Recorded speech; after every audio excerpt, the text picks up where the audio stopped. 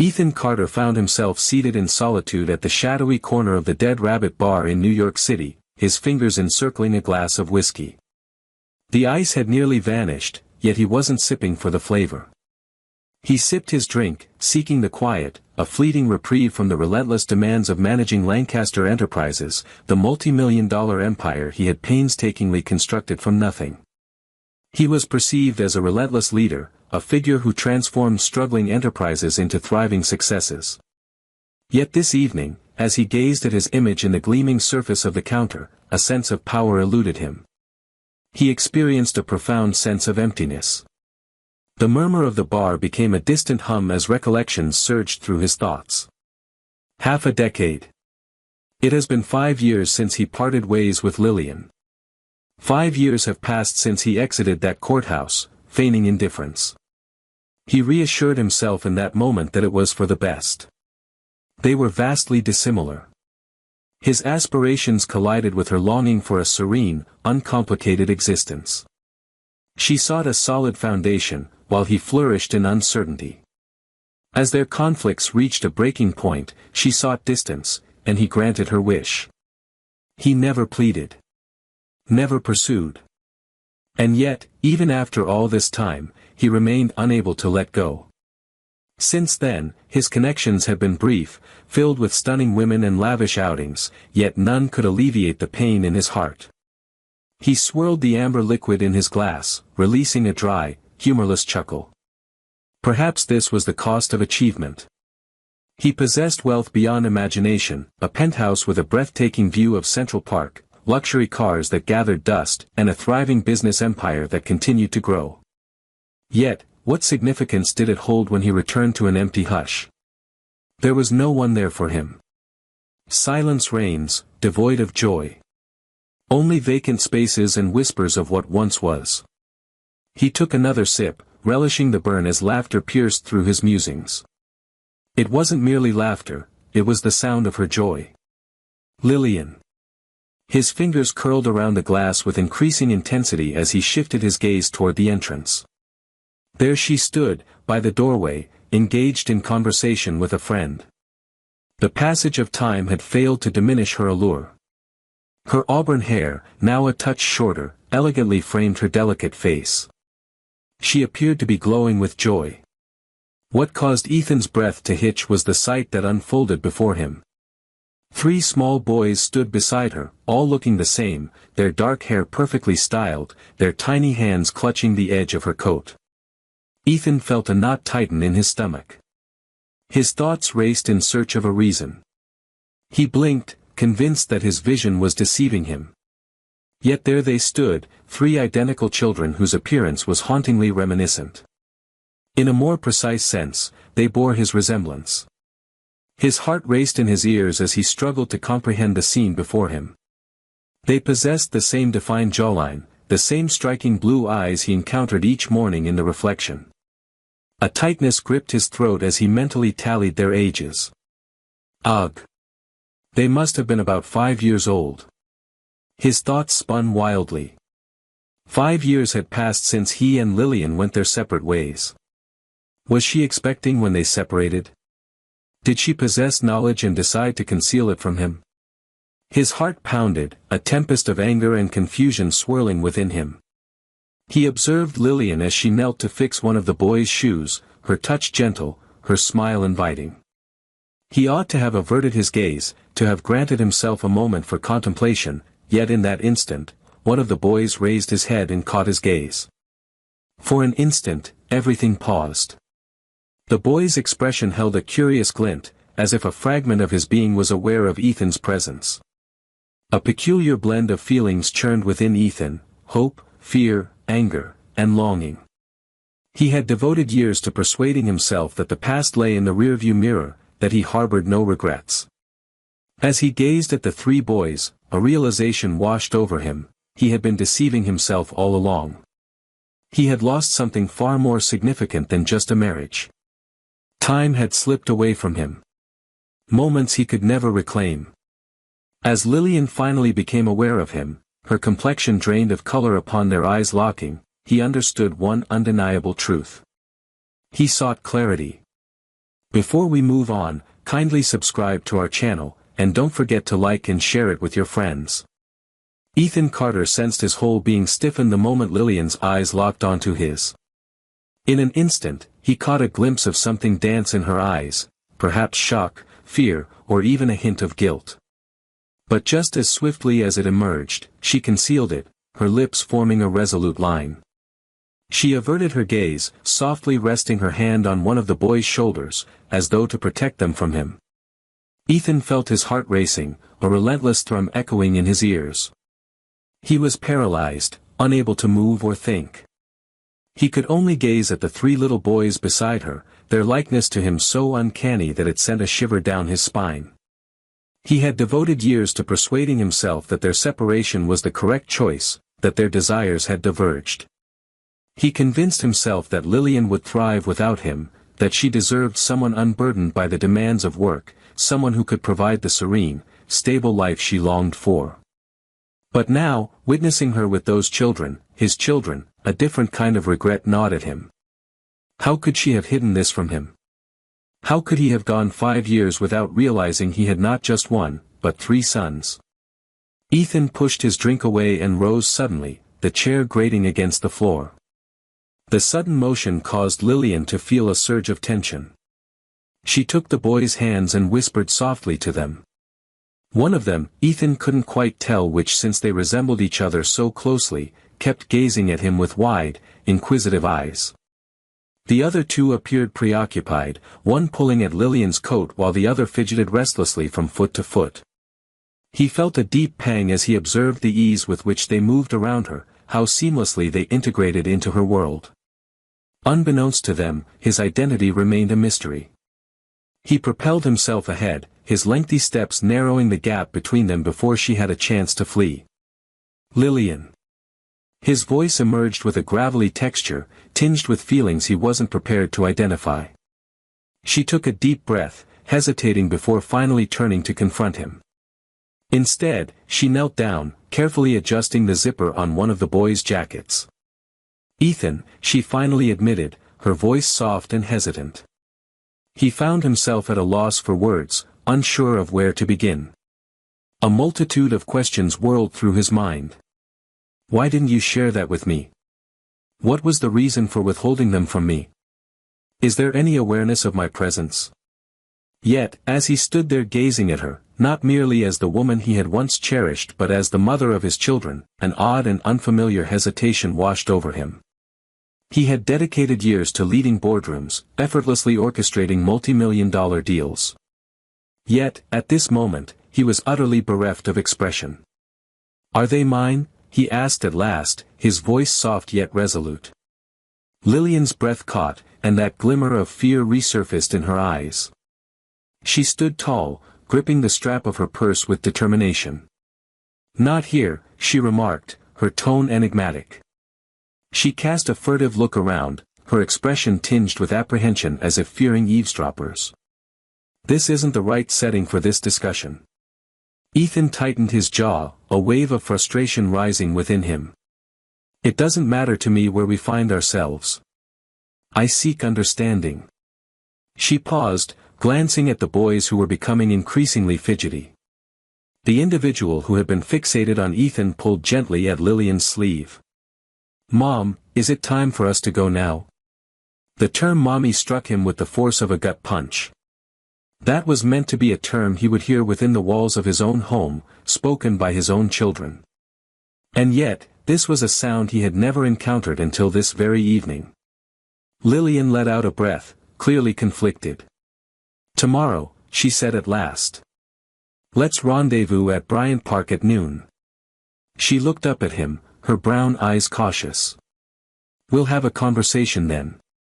Ethan felt the urge to argue, to demand answers immediately, yet he understood that this was neither the time nor the place for such confrontations. The young lads were observing. Curious eyes started to drift toward them. Despite his strong desire to advance, he understood that mishandling the situation could jeopardize his entire opportunity.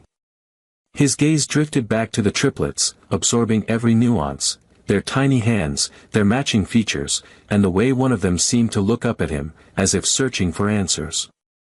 A profound ache settled in his chest, an unfamiliar pain that pierced through him. What had he overlooked? What were their initial expressions? What are their initial moves? What about their birthdays? The idea churned uncomfortably within him. Lillian softly urged the boys toward the exit. They trailed behind with a sense of compliance, their little forms wrapped snugly in cozy coats, the soft sound of their small sneakers echoing on the hardwood floor as they moved onward. Ethan remained motionless, his heart racing as he observed their departure. As they approached the door, the same small boy who had been watching him glanced back one last time. Their gazes locked, and for a fleeting instant, Ethan believed he detected a flicker of recognition in the child's expression, as if a fragment of his being understood that the man observing him with such focus held significance. With a gentle grasp, Lillian took his hand, guiding him through the door, and in an instant, they vanished from sight. Ethan sank back onto the stool, his fingers clutching the edge of the bar counter with a firm grip. The bartender, having quietly taken note of the scene, approached with a raised eyebrow. "Care for another drink?" Ethan released a sardonic laugh. "No," he murmured. "I believe I require something more potent than whiskey to cope with this situation." Before moving on to the next part, kindly subscribe to our channel, and don't forget to like and share it with your friends. Ethan Carter hardly found rest that night. Whenever he shut his eyes, the faces of those three identical boys flooded his mind, their piercing blue eyes haunting him, especially the way one had looked at him, as if he held a secret understanding. The idea plagued his mind. He had devoted years to persuading himself that his history with Lillian was in the rearview mirror, that she had progressed, just as he had endeavored to do. Yet, in just a few fleeting moments, everything transformed. He was a father. 3 boys. He had lost 5 precious years with them. The fury churned within him, wrestling with the remorse that ate away at his insides. Was it his responsibility? Was he so absorbed in his career, so fixated on achievement, that he failed to realize she had been nurturing their children? Or had she intentionally concealed it from him, convinced he was unworthy of being their father? The thoughts swirled in his mind as he sat in the serene solitude of his penthouse, gazing at the city skyline. The achievement he had crafted suddenly seemed empty. What was the purpose of all this if there was no one to share it with? The following morning, Ethan made his way to Bryant Park ahead of noon. The cool autumn breeze wafted the aroma of roasted nuts from a nearby vendor, while the joyful sounds of children's laughter echoed all around. He lingered by the fountain, surveying the surroundings, his hands buried deep within the pockets of his wool coat. He felt a sense of uncertainty about what lay ahead. Would Lillian attempt to refute that they belonged to him? Would she deny him the chance to be involved in their lives?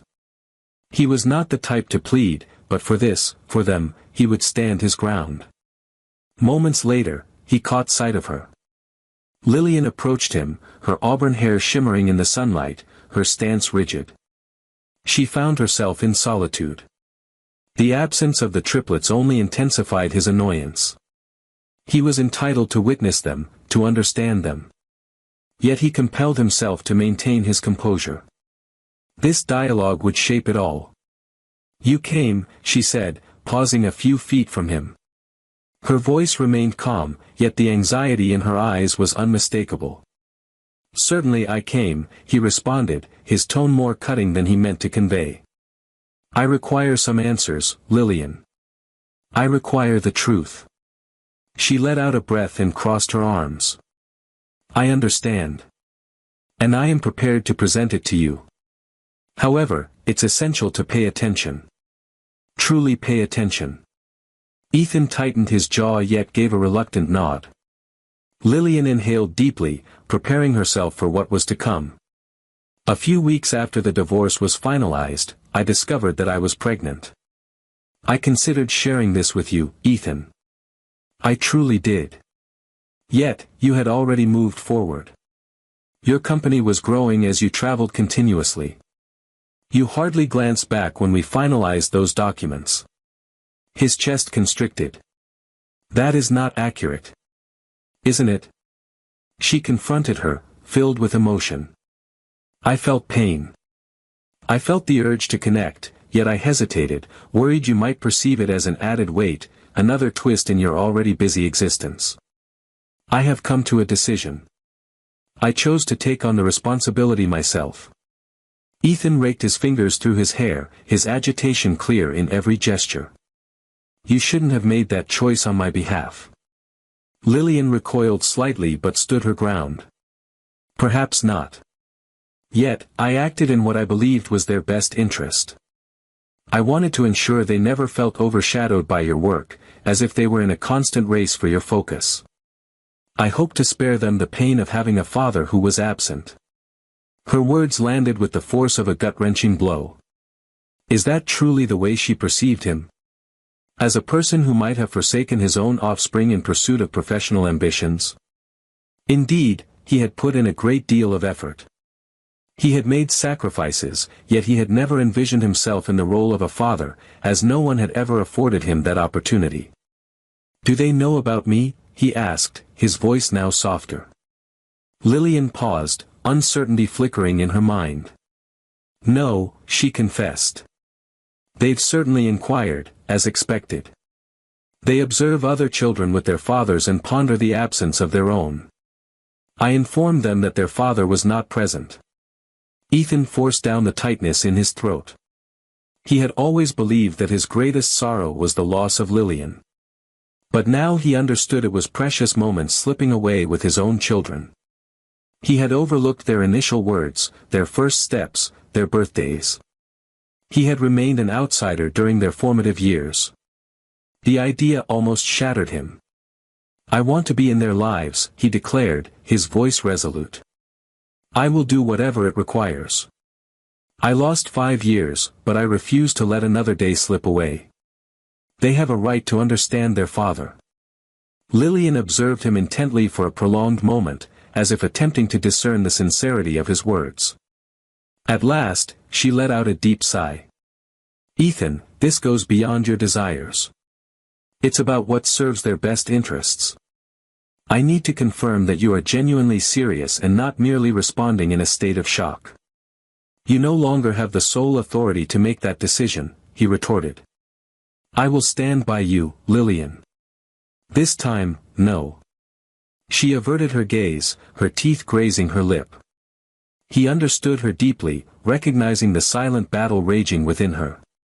At last, she gave a nod. All right, but it needs to align with my conditions. Proceed at a leisurely pace. They are not familiar with you yet, and I won't expose them to something they aren't prepared for. Ethan let out a sigh of relief. All right. By any means necessary. Lillian paused once more before retrieving her phone. She paused for a brief moment, then angled the screen in his direction. The image captured the boys, Alexander, Noah, and Liam, standing proudly in front of a birthday cake, their identical smiles illuminating the scene. Ethan's throat constricted as he fixed his gaze upon them. His offspring. His very essence. Lillian whispered, I'll take them to Central Park this weekend. Let's begin from that point. Ethan nodded, his eyes fixed intently on the photograph. It fell short. No amount of time could ever compensate for the years that had slipped away from him. Yet, it marked the beginning. Before moving on, please subscribe to our channel, and don't forget to like and share it with your friends. Ethan Carter made his way to Central Park ahead of schedule. He had hardly closed his eyes in recent days, his thoughts swirling around the 3 little boys he was on the verge of meeting. His offspring. The burden of that truth bore down on him in ways he had not anticipated. He had sealed billion-dollar agreements, transformed companies on the brink of failure into soaring successes, and confronted fierce rivals with unwavering composure. However, this? Encountering his own offspring for the very first time, little ones he had been unaware of until mere days prior, this was the most daunting moment he had ever faced. He was at a loss for words, uncertain of their response. Could they possibly feel a bit reserved? Thrilled? Would they turn him away entirely? The doubt ate away at him. He lingered by the Bethesda fountain, his eyes darting through the crowd with a sense of unease. Families dotted the park, children darting about, parents in pursuit, couples lounging on benches. It was a scene Ethan had never envisioned himself in, yet here he found himself. His heartbeat raced as he finally caught sight of Lillian approaching, hand in hand with the triplets. His stomach knotted at the sight. The boys were snug in their matching navy jackets, their little hands grasping hers tightly. In the daylight, their likeness to him became even more pronounced, an almost unsettling resemblance. Lillian cast a wary glance his way as she drew near. He sensed her unease, even if she masked it skillfully. The boys, on the other hand, remained unaware of the underlying tension that simmered between their parents. They were engrossed in hushed conversations, their inquisitive eyes flickering up towards him. Ethan gulped nervously. He was completely at a loss regarding how to approach this task. How to present himself to his own children when they were unaware of his identity. Lillian crouched and murmured gently to the boys. "Do you recall when I mentioned that we would be meeting someone extraordinary today?" They nodded, their gaze unwavering as it remained locked on Ethan. "This is Ethan. He is a companion." Ethan experienced a sudden, unexpected twinge at the mention of the word. A companion.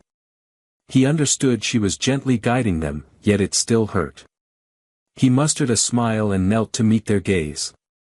"Hello everyone." His voice emerged with a gentleness he hadn't planned. The boys shared a look, and then the one in the center, whom Lillian had identified as Alexander, stepped forward slightly. "Are you the person from the restaurant?" Alexander inquired, tilting his head. Ethan's eyes widened in astonishment. "Indeed," he acknowledged it. "I noticed you there the other night." Alexander considered the matter with a contemplative nod. "Your expression seemed melancholic." Ethan released a soft, breathy laugh. "I suppose I was." The boys observed him intently for a brief moment, then directed their fingers towards his brothers. "This is Noah, and over there is Liam." Noah stood silently among the trio, his hands buried in his pockets as he observed Ethan with keen interest. Liam, however, was scanning the surroundings with growing impatience. "Is it time for ice cream yet?" he inquired, casting a glance upward at Lillian. Ethan beamed with delight. "Do you all enjoy ice cream?" Each of them responded with eager agreement. Lillian let out a soft sigh, shaking her head while a faint smile played on her lips. "They constantly crave ice cream." Ethan rose to his feet and pointed at a nearby ice cream cart. "This park is known for having some of the finest ice cream in the city. What are your thoughts?" Liam acted without a moment's pause. "Indeed." He took hold of Alexander's hand, effortlessly guiding him ahead. Noah paused for a moment, his eyes fixed on Ethan, as if he were unraveling a mystery. Silently, he trailed behind his brothers. Ethan cast a quick look at Lillian, who responded with a subtle nod. He interpreted that as an invitation to join them. As they walked, Ethan found himself observing them intently, committing every nuance to memory, the way Alexander exuded leadership, the way Noah took in his surroundings with quiet contemplation, and the way Liam radiated energy, unable to remain still for even a moment. They exhibited a striking contrast, while also sharing an undeniable resemblance. And they belonged to him. Upon arriving at the cart, Ethan allowed them to choose any flavors they desired. Liam opted for chocolate, while Alexander selected vanilla adorned with rainbow sprinkles, and Noah pondered for a moment before ultimately deciding on cookies and cream. Ethan made the same choice. Seated on a nearby bench, the boys indulged in their ice cream, their previous shyness melting away. Liam kicked his legs back and forth while he enjoyed his meal. "Do you have children?" he inquired abruptly, glancing up at Ethan. Ethan almost sputtered on his ice cream. Lillian, seated just a few feet away, tensed ever so slightly. He cleared his throat, preparing to speak. "Absolutely not. I do not." Liam knitted his brow in thought. So, what brings you to solitude? The purity of the inquiry struck him with an intensity that seemed disproportionate. He managed to put on a smile. It seems I've been quite occupied with my professional commitments. Alexander scrunched up his nose. Work seems rather unexciting. Ethan let out a soft laugh. At times, it certainly is. Noah, who had remained quiet throughout, finally broke his silence. What made you feel down at the restaurant? Ethan felt a constriction in his chest. He was taken aback by the questions, yet he remained committed to honesty. He confessed that he had been reflecting on someone he had lost. Then I spotted you all, and it took me by surprise. Noah inclined his head slightly. What is the reason? Ethan paused, stealing a glance at Lillian. She observed them intently, yet chose not to step in.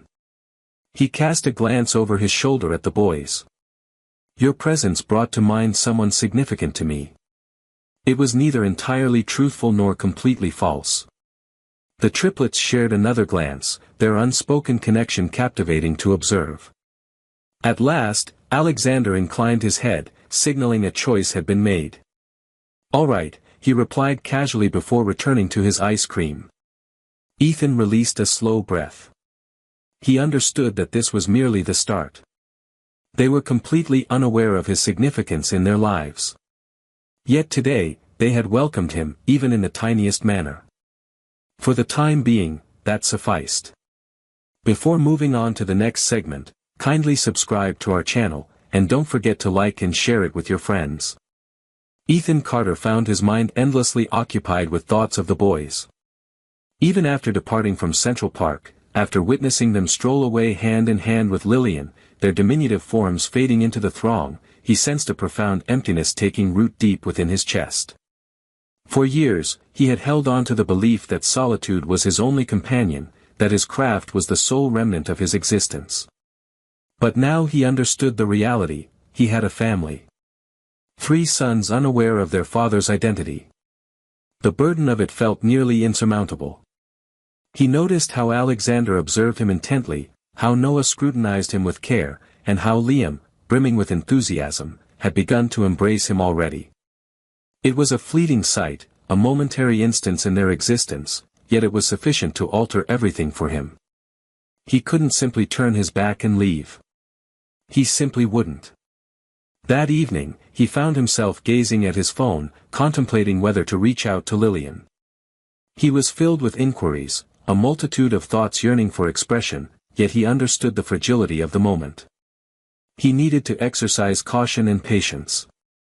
He wasn't merely entering their lives, he was re-entering hers, regardless of her wishes. He had caused her pain in the past, maybe without meaning to, but pain it was all the same. In that moment, she possessed complete authority. She had the power to exclude him if she chose to. He had to ensure that she wouldn't. At last, he composed a straightforward note: "Thank you for today." It held significant value. He gazed at the screen for a brief moment before pressing send. Time slipped away. Suddenly, his phone vibrated. Lillian, they enjoyed themselves. That is what truly counts. Ethan let out a slow breath, uncertain of how to interpret that. He yearned for something greater. He longed to inquire about when he might see them again, to express his desire for more time together, yet he restrained himself, choosing to hold back. Lillian was exercising caution, and he found it hard to fault her for that. Instead, he just responded, "I'd love to do it again sometime." Her reply was delayed, and when it came, it was brief. Time will tell. The following days seemed to stretch endlessly. Ethan struggled to concentrate on his tasks, as everything felt devoid of significance. The gatherings, the correspondence, the transactions, everything seemed devoid of substance. He caught himself endlessly scrolling through the single image Lillian had shared of the boys, committing every detail to memory. He pondered the sound of their laughter, the things that brought them joy, and the rituals they followed before sleep. He had lost so much, and with each passing thought, his anger grew, not only towards Lillian for shielding them from him, but also towards himself for his absence. By Friday, he reached his breaking point. He sent another message to Lillian. "I wish to witness them." This time, her response came almost instantly. "Ethan, I've made it clear that we're approaching this with caution." He gritted his teeth, his grip on the phone growing more intense. 5 years slipped away from me. I can no longer afford to wait. She took her time to reply, and he muttered a curse, raking a frustrated hand through his hair.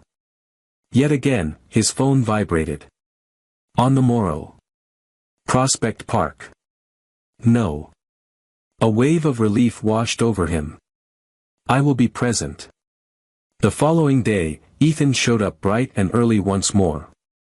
The park buzzed with life as families relished the crisp autumn afternoon, children darting about, couples strolling with their dogs. He lingered by the entrance, his gaze sweeping the surroundings until, at last, he caught sight of them. Lillian wore a relaxed outfit of jeans and a sweater, her hair neatly tied back in a ponytail. The boys dashed ahead, racing toward the playground, their laughter echoing in the cool, refreshing air. His heart tightened at the sight. With a steadying inhale, he moved forward. Lillian was the first to spot him, her face a mask of mystery. "You're ahead of schedule," she remarked. Ethan gave a slight shrug. "I aimed to arrive on time." After a brief moment of contemplation, she directed her gaze toward the boys with a nod. "They are unaware of your arrival. I hope to manage their expectations." Ethan choked down the bitterness that surged in his throat. He grasped the situation, yet the pain lingered. "Is it possible for me to visit them?" Lillian paused for a moment, then let out a deep sigh. "Proceed." He approached the playground, his movements deliberate, tinged with hesitation. The children ascended the jungle gym, their joyous laughter echoing around them. Liam was the first to catch sight of him. His expression brightened with understanding. "Hello, it's the ice cream vendor." Ethan couldn't help but let out a chuckle. "That's who I am." Alexander and Noah turned, each regarding him with varying degrees of intrigue. With unwavering courage, Alexander was the first to descend. "Are you here to join the fun?" Ethan beamed with delight. "If you would allow me to." Liam swiftly took hold of his hand. "Join us for a fun time on the swings." Ethan cast a sidelong look at Lillian, who lingered at a distance, observing intently. As she remained silent, he allowed Liam to guide him toward the swings. One by one, he assisted them onto the seats, guiding them with a gentle push. Their laughter danced through the air, and for the first time in years, Ethan sensed a warmth settle in his chest. He found himself uncertain of what it was, perhaps peace or something akin to it. As the afternoon progressed, the boys gradually began to warm up to him. Alexander was eager to race, Noah was focused on constructing a castle in the sandpit, while Liam simply wanted to dash around at top speed. Ethan fulfilled every request, his heart brimming with each smile, each laugh. He had never envisioned himself as a parent, never imagined he would be the type to frolic in the mud with children, yet here he found himself. He wished for it to continue indefinitely. Eventually, they all sank onto the grass, utterly spent. Ethan lounged with his legs extended, observing the boys as they engaged in conversation with one another. He noticed Lillian gazing at him from afar, her face a mask of mystery. He understood that this was a challenge for her. He had overlooked so much, and now he was forcefully re-entering their lives, insisting on a role within them. Yet he remained right where he was. Liam abruptly straightened himself. "Hey, do you have a father?" Ethan stared, momentarily taken aback by the inquiry. "I did," he replied with caution. "Yet he is no longer present." Liam nodded, as though it all clicked into place. He cast a quick look at Alexander and Noah before redirecting his attention to Ethan. "If you'd like, you can take on the role of our father." Ethan felt a sudden tightness in his throat. He cast a quick look at Lillian, whose expression mirrored his own astonishment. His heart raced as he glanced back at the boys, his sons, who remained blissfully unaware of the gravity of their words. He took a deep breath. "I'd appreciate that," he murmured gently. Alexander inclined his head thoughtfully. "All right," he stated with an air of nonchalance, as though it were the most straightforward choice imaginable. Ethan sensed a change stirring within him. He devoted years to pursuing success, constructing an empire under the impression that it was the ultimate goal. Yet, as he sat here with these three little boys, it dawned on him that he had been mistaken. He had discovered something of far greater significance. Before moving on, kindly subscribe to our channel, and don't forget to like and share it with your friends. Ethan Carter found himself endlessly revisiting Liam's words in his mind. "If you'd like, you can take on the role of our father." What had started as a straightforward, unassuming remark, delivered with confidence, had reverberated through him, leaving him profoundly unsettled. The boys remained unaware of the truth, oblivious to the fact that he was already their father. They embraced him, placing their trust in him in a manner that filled his heart with a bittersweet mix of joy and sorrow. How much longer could he conceal this secret? How much longer would Lillian persist in gradually approaching the truth? He felt an urge to reveal everything, to embrace them as his own, yet he understood the importance of waiting. Lillian possessed all the control, and if he pressed too forcefully, he risked losing them before he even had an opportunity. That night, he lay awake, gazing at the ceiling, sleep eluding him. His penthouse suddenly felt vast, an expanse of emptiness. For years, he held on to the belief that success could somehow complete the emptiness within him, convinced that wealth and influence would suffice. However, after merely 2 afternoons spent with his sons, he came to understand the extent of his previous misconceptions. He had lost the chance to be part of their lives up to this point, and no fortune could ever reclaim those moments. He yearned to be more than a mere shadow in their existence. He aspired to fulfill the role of a father in every significant aspect. And that meant demonstrating to Lillian that he was committed to being a permanent presence in her life. The following morning, he reached out to her. On the third ring, she picked up, her voice laced with caution. "Ethan." He expressed a desire for more time with them, bypassing the usual pleasantries. "It's more than just a brief visit to the park. I desire to be involved in their lives. Truly a component of it." A prolonged silence lingered on the other end, while the distant sounds of the boys playing echoed softly in the background. When Lillian finally spoke, her voice was gentle. "I'm uncertain whether they are prepared for that." Ethan raked his fingers through his hair, a mix of frustration and a determined effort to maintain his composure. "They appreciate it, you witnessed it. Did you catch what Liam mentioned? A father is what they seek." "They have no idea what that truly signifies," she replied. "They remain unaware of your significance in their lives. Go ahead and share that with them." His voice carried a strong conviction. "The truth is something they have every right to understand." Yet another moment of quiet. At last, she let out a deep sigh. "Not at this moment. We'll approach this gradually, step by step." Ethan tightened his jaw, yet he compelled himself to acquiesce. "Allow me to take them out for the day. Only I and they." Lillian paused, uncertainty flickering in her mind. "Where is it?" "Wherever they desire," he stated. "A museum, the zoo, a baseball game. Whatever captures their affection." She exhaled softly, and he could almost sense the thoughts racing through her mind. At last, she remarked, "They've been eager to visit Coney Island for months." Ethan beamed with delight. "Completed." "You don't have to agree so quickly," she remarked, a playful tone lacing her words.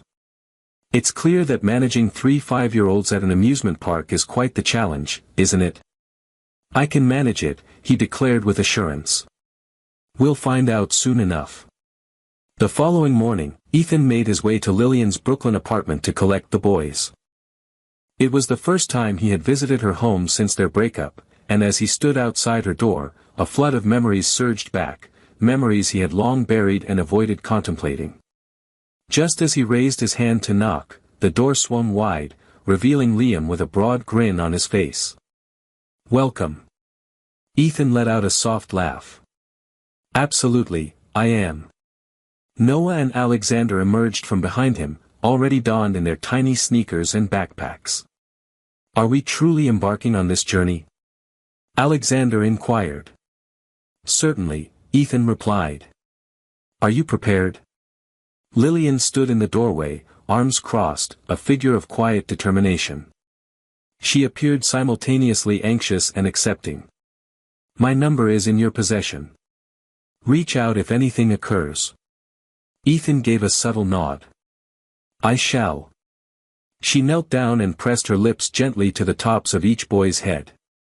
"Please be good, all right?" "We shall." Liam exclaimed, already brimming with excitement.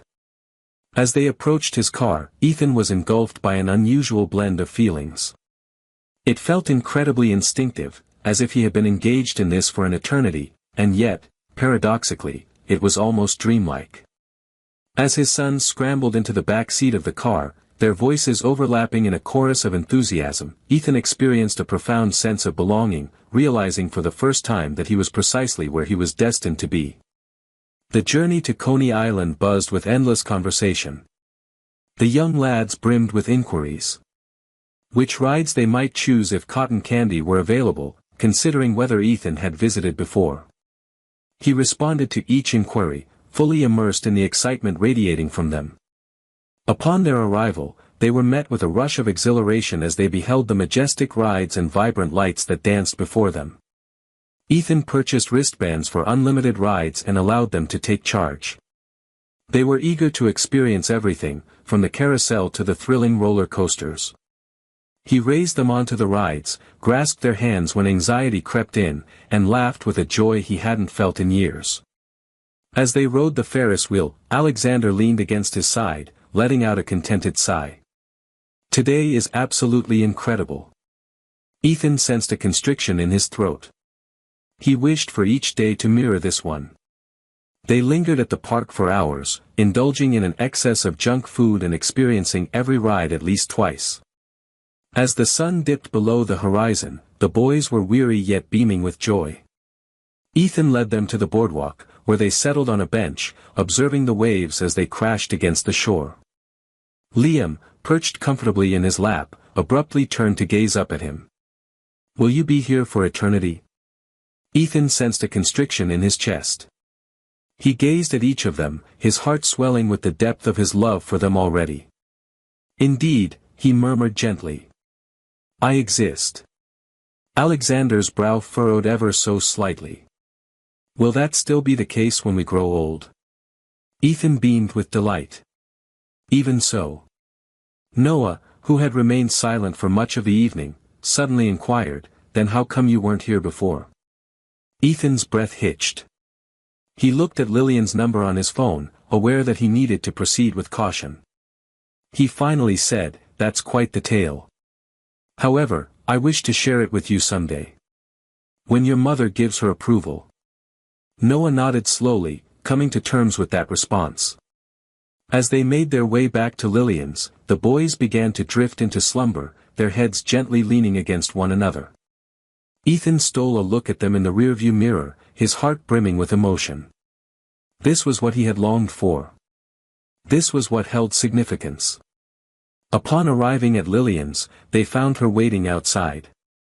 Ethan cradled the slumbering Liam, while Alexander and Noah blinked away their fatigue. "What did you think of it?" Lillian inquired gently. Ethan beamed with delight. "What an incredible day." She gazed at him for an extended moment, an enigmatic expression lingering in her eyes. She nodded in response. "Excellent." Ethan understood that the journey ahead was far from over. For the first time, he sensed that he was truly on the right path. Before moving on, kindly subscribe to our channel, and don't forget to like and share it with your friends.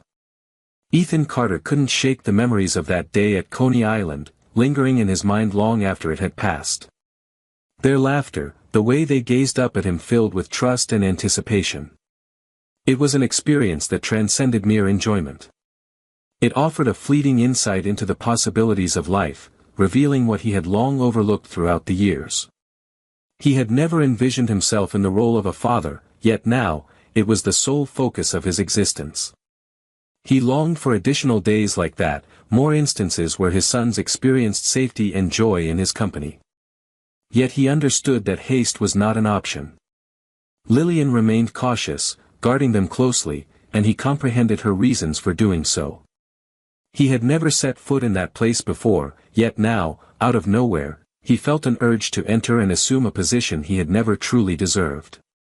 Yet, he was resolute in his quest for transformation. A couple of days later, he reached out to Lillian once more. "May I have the opportunity to see them this weekend?" He had somewhat anticipated her to postpone once more, to inform him that they required additional time, but to his astonishment, she replied swiftly. "Join us for dinner this Friday evening." Ethan gazed at the message, his heart racing. An evening meal. At her residence. Hanging out with the guys. It was an occurrence he had never envisioned, and yet in this moment, it seemed like the most significant invitation he had ever received. As Friday approached, a wave of anxiety washed over him, more intense than anything he had felt in years. He was accustomed to high-stakes business deals, negotiating multi-million-dollar contracts, but this felt unique. He wasn't stepping into a boardroom, he was entering his son's home, immersing himself in their world, and he felt the pressing need to demonstrate that he truly belonged there. He paused at a toy store en route to Lillian's Brooklyn apartment, contemplating what to choose as a gift. He sought to avoid overwhelming them, to refrain from purchasing their affection, yet he yearned to convey that they were on his mind. After careful consideration, he chose a Lego set that he was certain they would adore. A shared creation for everyone to contribute to. As he rapped on Lillian's door, it was Alexander who greeted him from the other side. "You arrived," he exclaimed, his eyes sparkling with excitement. "Absolutely," Ethan replied with a grin. "I definitely won't be absent." Lillian emerged from behind Alexander, her hands drying on a kitchen towel. "Step inside," she invited, her tone gentler than normal. Ethan entered, absorbing the details of the apartment. The atmosphere was cozy and welcoming, brimming with reminders of the life she had created alongside the boys. Drawings adorned the fridge, little shoes rested by the door, and a bookshelf overflowed with tales for children. It struck him suddenly just how much he had overlooked. Liam and Noah dashed towards him, their eyes sparkling with enthusiasm. "Did you happen to bring anything?" Liam inquired with enthusiasm. Ethan let out a soft laugh as he passed them the Lego set. "I envisioned us creating it together after dinner." The boys erupted in cheers, and even Lillian managed a faint smile. She acknowledged that it was a considerate gesture. They gathered around the dining table, and for the first time in years, Ethan enjoyed a meal prepared with care at home. Lillian prepared spaghetti and garlic bread, and though it was a straightforward meal, it surpassed anything he had tasted in quite a while. The boys engaged in lively conversation, sharing tales of school, their beloved cartoons, and the newest game they had created. Ethan absorbed every detail, every laugh, with keen attention. At one moment, Liam gazed at him with his wide, inquisitive eyes. "Do you have dinner by yourself?" Ethan paused, uncertainty flickering in his mind. "Generally, yes." Noah remarked with a sense of straightforwardness, "That's sad." Ethan cast a sidelong look at Lillian, who observed him with keen interest. He managed to conjure a smile. "It was, just not this evening." Once dinner was finished, they gathered in the living room and began constructing the Lego set. The boys bickered over who would construct which section, and Ethan discovered he was laughing more than he had in years. Lillian sat on the couch, arms crossed, yet her gaze held a newfound softness that hadn't been present before.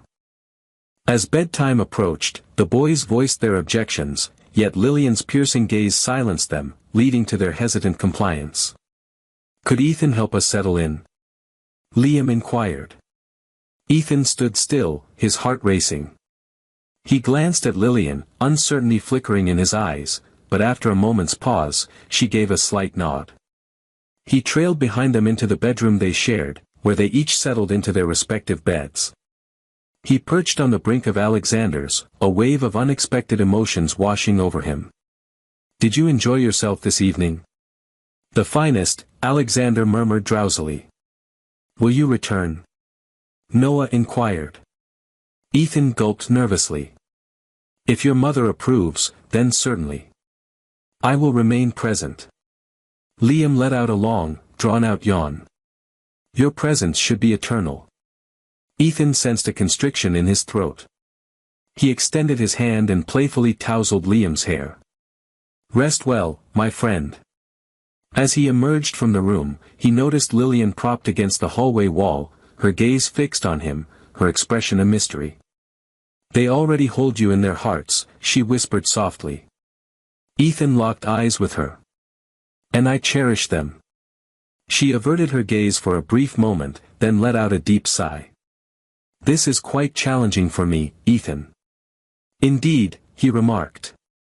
"However, I have no intention of leaving." She inclined her head with deliberation. "Excellent." As he stepped out of her apartment that night, Ethan sensed a change stirring within him. He had become a part of it all. He was weaving himself into the fabric of their lives. He was determined to keep going until he reclaimed his family. Before we proceed, kindly subscribe to our channel, and don't forget to like and share it with your friends. Ethan Carter had devoted the last few weeks to immersing himself in the lives of his sons. What began as sporadic visits had evolved into something more enduring. Lazy Sunday afternoons spent in the park, cozy movie nights at Lillian's apartment, and the routine of picking them up from school when Lillian had to work late. The boys had ceased to regard him as an outsider. He existed effortlessly, woven into the fabric of their reality.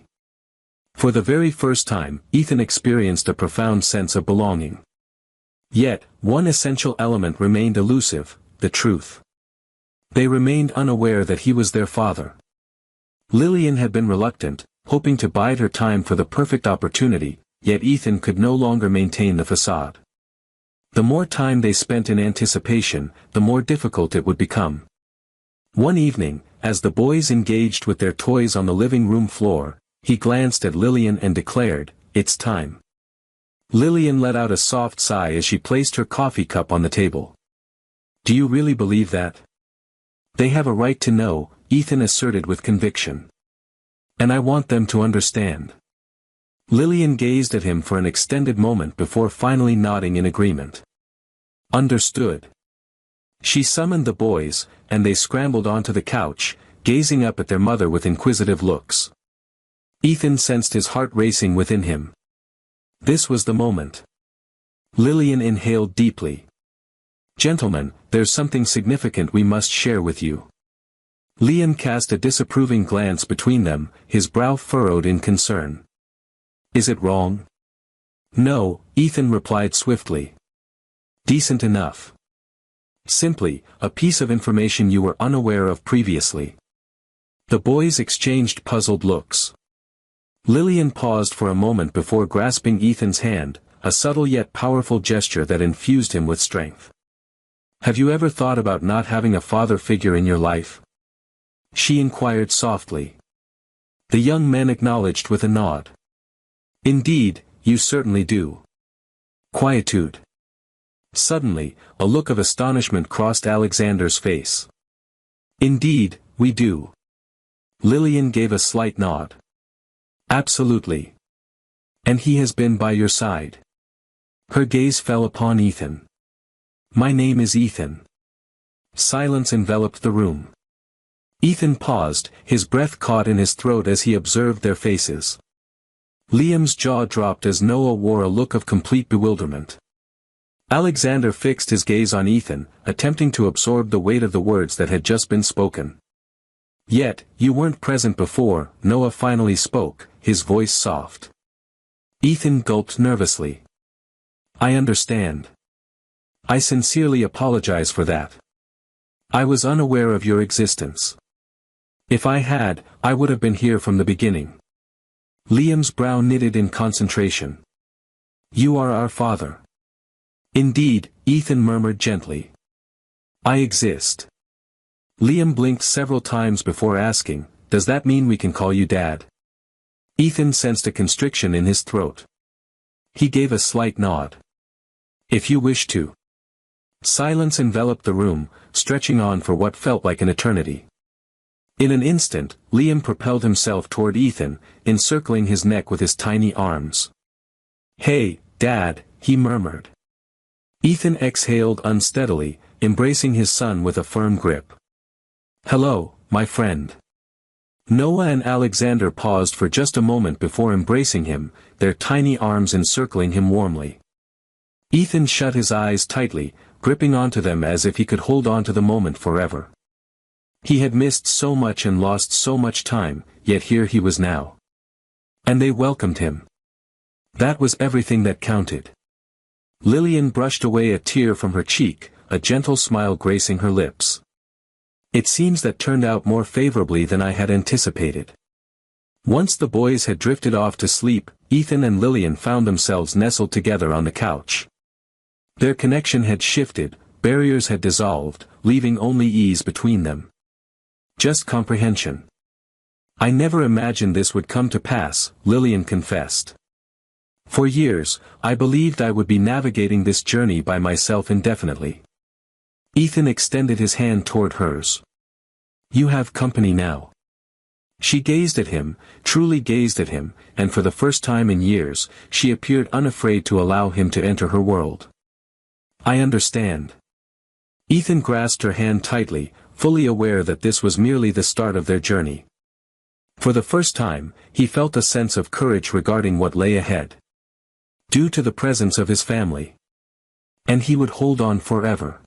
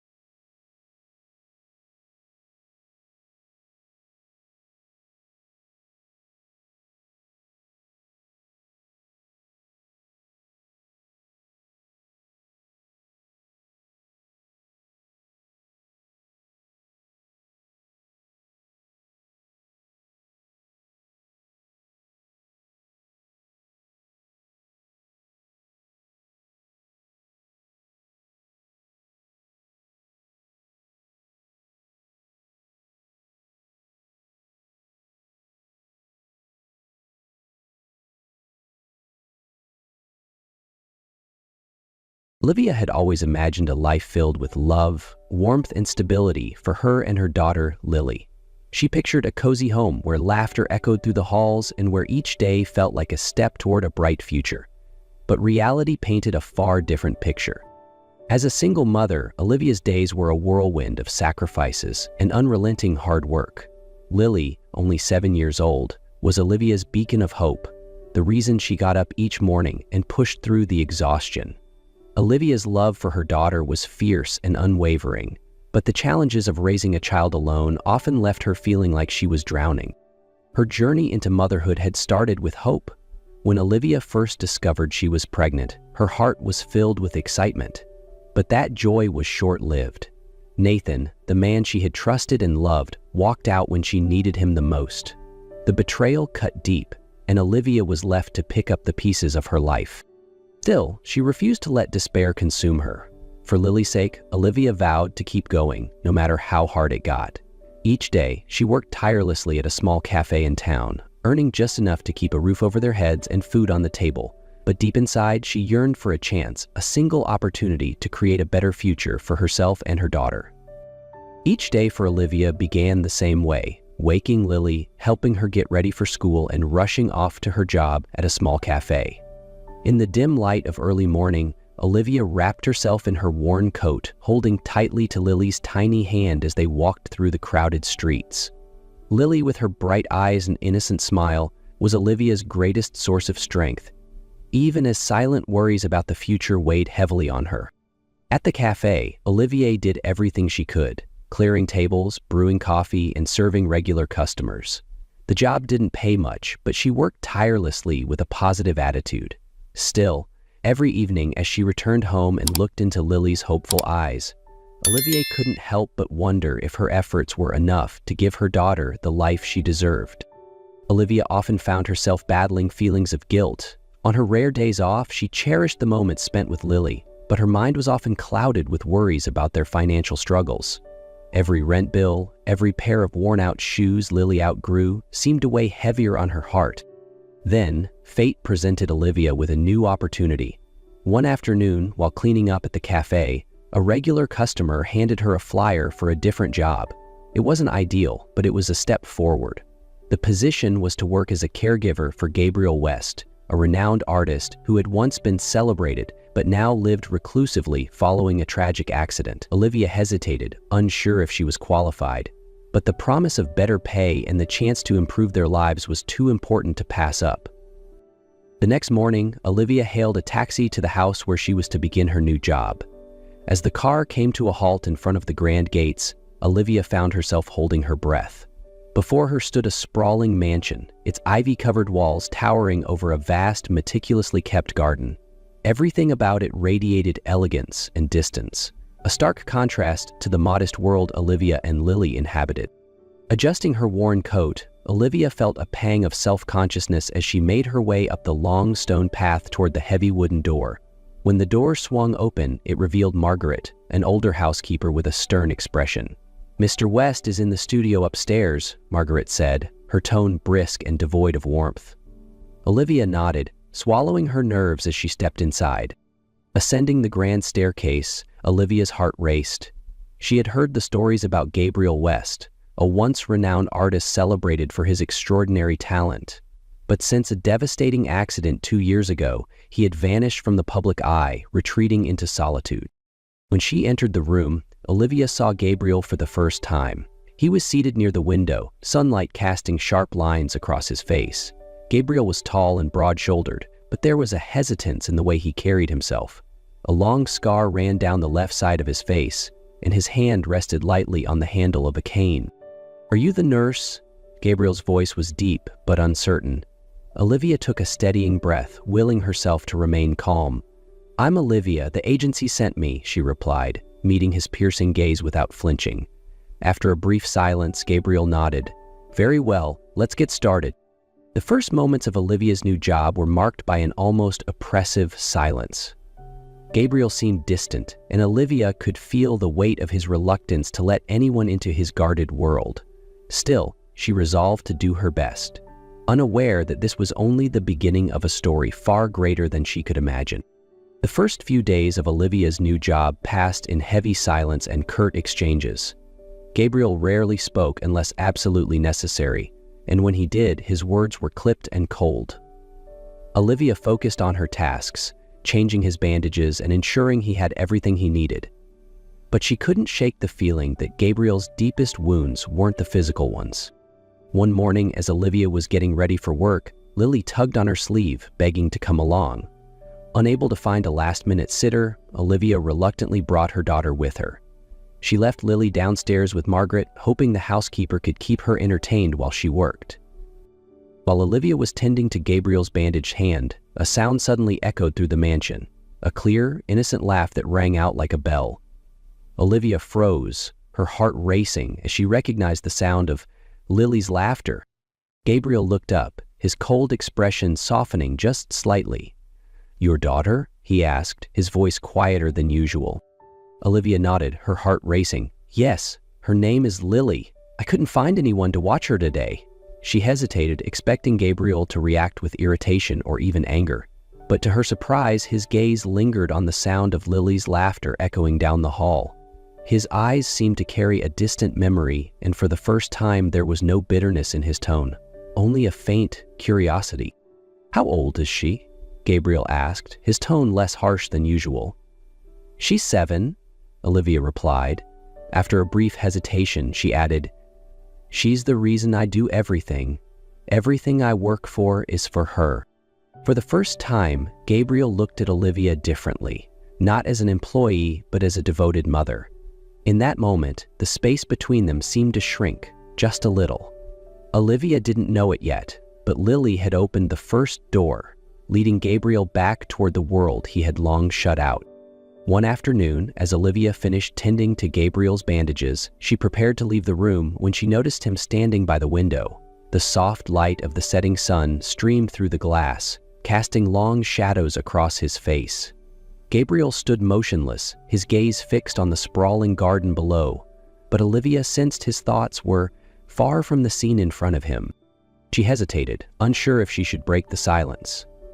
Over the past days, Olivia had learned that Gabriel often retreated into his solitude, but this time, the heaviness in the air felt impossible to ignore. "Mr. West?" she called softly, her voice as gentle as a whisper, afraid to disturb the fragile quiet. Gabriel turned slowly, his eyes meeting hers. For the first time, Olivia saw something different in his gaze. Vulnerability, raw and unguarded, no longer hidden behind the stoic facade he usually wore. "You don't know what it's like, do you?" he said finally, his voice low and bitter. "To have everything taken from you in an instant, to be reduced to this." He gestured vaguely at himself, his scars, his cane, the man he had become. "I was on top of the world, Olivia, and now I'm nothing." Olivia's heart ached at his words. She had heard whispers of Gabriel's accident, how it had robbed him of everything he once held dear. But hearing him speak those words aloud with such pain was something she hadn't been prepared for. "I don't know what that's like," Olivia admitted, her voice trembling slightly. "But I do know what it feels like to be abandoned, to feel like you're not enough, like you're invisible." Her words hung in the air, and for a moment Gabriel simply stood there, his gaze softening. In that brief instant, he wasn't the closed-off man Olivia had met. He was a person scarred by loss, but perhaps searching for a way to heal. "I don't know if that helps," she continued, her tone quiet but resolute. "But I do know one thing. What happened to you doesn't define you. Life is still here, waiting for you, if you're willing to take it." Gabriel didn't respond immediately, but Olivia noticed a subtle shift in his expression. In his eyes there was something new, a faint glimmer of hope.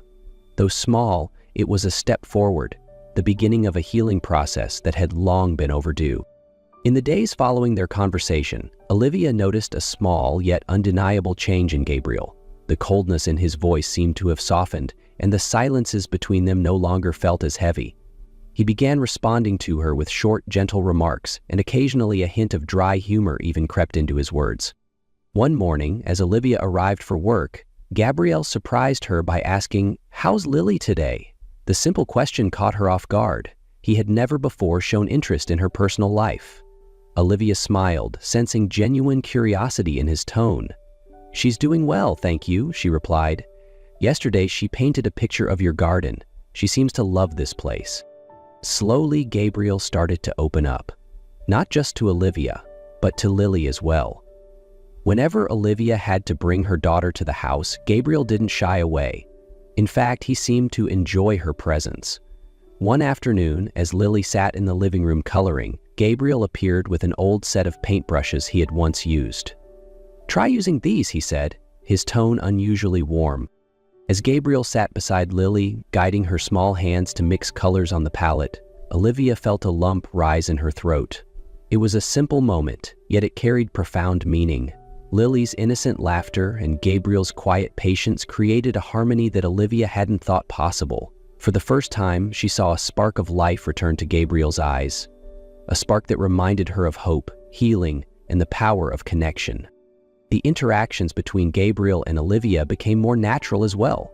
He was no longer just the distant employer she had once known. He was becoming a friend, someone she could share her thoughts and worries with. Olivia felt a bond forming between them, though neither of them spoke of it aloud. Still, Olivia reminded herself of the boundaries. This was just a job, and whatever emotions were growing inside her had no place here. But with each passing day, it became harder for her to ignore the connection between them, a connection that wasn't just about Lily, but also about the shared pain and hope that tied their lives together.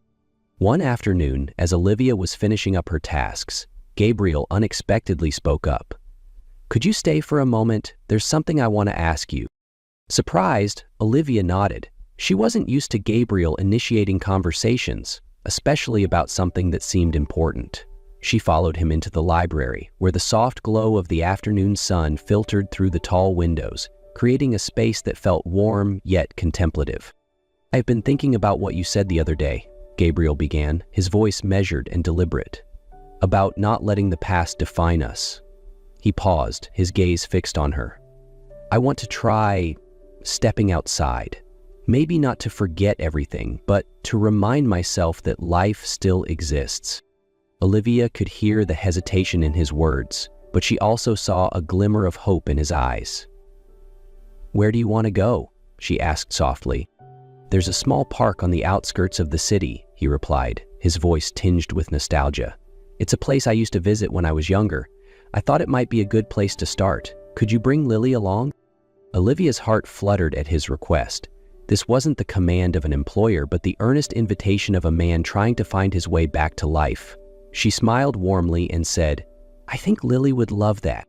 The next day, they went to the park together. Lily ran ahead, her laughter ringing out as she chased butterflies and admired the birds perched on the trees. Gabriel, stepping out of the cold confines of his mansion for the first time in years, stood under the open sky, letting the sunlight touch his face as if for the first time. Olivia watched Gabriel from a distance. He was still hesitant, but he no longer seemed like the man consumed by pain and regret. When Lily tugged at his hand, asking him to play tag, Olivia couldn't help but laugh at how awkwardly Gabriel tried to keep up with her. As the sun began to set, the three of them sat on a bench, watching Lily play in the golden glow of twilight. Gabriel turned to Olivia, his expression soft and sincere. "Thank you, Olivia. You and Lily, you've given me something I thought I'd never find again." Olivia looked at him, her heart full of emotion. Though she didn't say it out loud, she knew this wasn't just a peaceful afternoon. It was the beginning of something deeper, something she wasn't quite ready to name.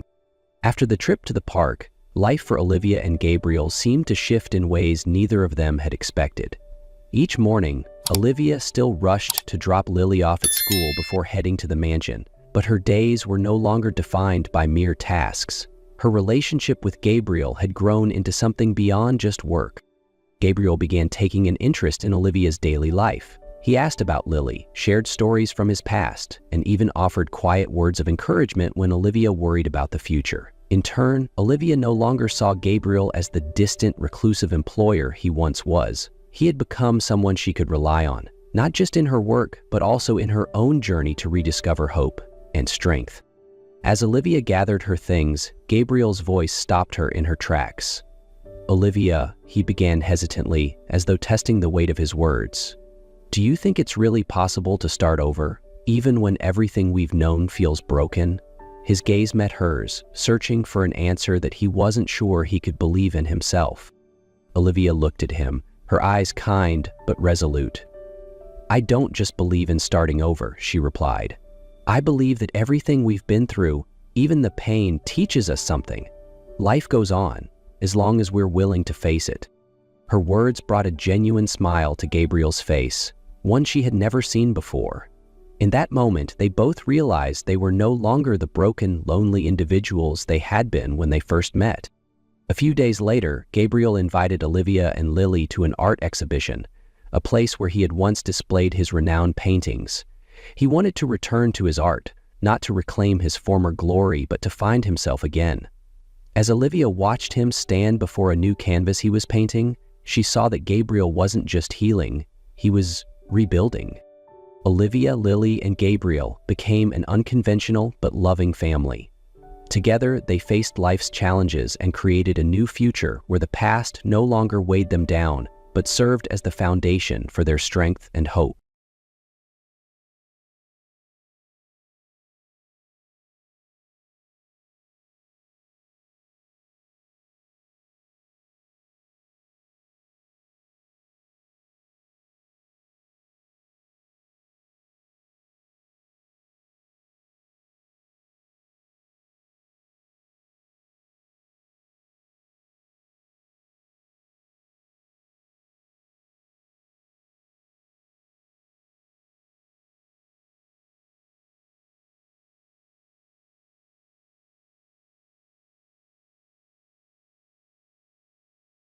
William sat on a cold, weathered bench in the heart of the city park, surrounded by the sights and sounds of a bustling winter afternoon. Children ran through the snow-covered grass, their laughter ringing through the air as parents chased after them, bundled in coats and scarves. William's eyes lingered on a father scooping his child into his arms, their shared laughter cutting through him like a blade. That could have been me, he thought bitterly, but here he was, alone, watching life happen to everyone else. The scene was vibrant, full of life, a stark contrast to the silence that filled William's sprawling, luxurious house. As one of the city's most renowned architects, William had achieved everything he'd ever set out to accomplish.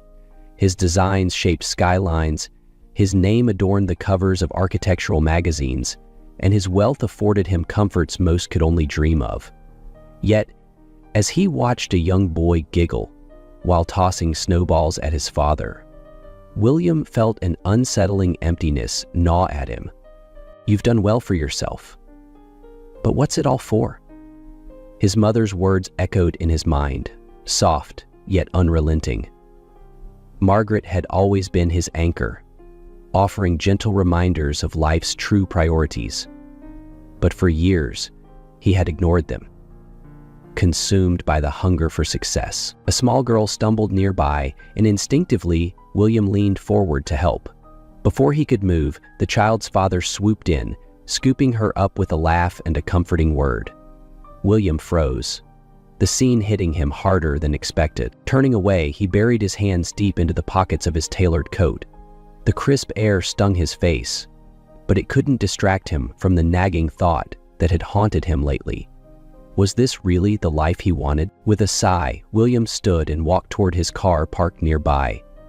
The weight of years spent chasing accomplishments bore down on him as he drove toward his cold, empty house. As William drove through the quiet streets, memories he had tried to bury resurfaced. The soft hum of the engine couldn't drown out the echoes of laughter. Her laughter, once so constant in his life. At the time, William shrugged it off, telling himself, "She'll come back. She has to." But as the days passed and the apartment stayed empty, he drowned himself in work, using every late night as an excuse. The truth was harder to admit, that he'd chosen success over love, and now he was paying the price. With her warm smile and easygoing nature, she brought lightness to his world of deadlines, blueprints, and endless pressure. Sophie worked as a preschool teacher, a job she adored, finding joy in the simple, innocent moments with children. For William, Sophie had been a breath of fresh air. She balanced him, reminding him to appreciate life's little joys. There were afternoons spent wandering through bookstores, cozy dinners by candlelight, and weekends where work was just a distant thought. Those were the days he felt truly alive, when her laughter was enough to melt away the weight on his shoulders. But as his ambition grew, so did the demands of his work. His dreams of becoming the city's most sought-after architect took over his life. The time he once cherished with Sophie became an afterthought. Just one more late night, he'd promise, dismissing the quiet frustration in her eyes. The weekends disappeared, replaced by last-minute projects and networking events. One night stood out in his mind like a scar. It had been their anniversary, an evening Sophie had been planning for weeks. The apartment was filled with the soft glow of candles, and the scent of her homemade lasagna, his favorite dish, lingered in the air. But when William finally arrived, 2 hours late and carrying a stack of files, He barely noticed the effort she had made. "William, can we just have one evening together? No work, no calls." Sophie's voice trembled, pleading for his attention. "I'm sorry, Soph. It's a tough week. I'll make it up to you, I promise," he muttered, eyes still fixed on the blueprint he was reviewing. That was the last dinner they ever shared. A few days later, Sophie packed her things and left without a dramatic goodbye. The note she left behind was simple yet devastating. "I can't keep being invisible in your life. I deserve more than empty promises." At the time, William shrugged it off, convincing himself that she'd come back, that she'd understand his priorities. But days turned to months, and months into years. Sophie never returned, and William never reached out. He told himself he had no time for love, that his work was what truly mattered. Now, sitting in his car outside his sprawling, empty house, William felt the weight of his choices like never before.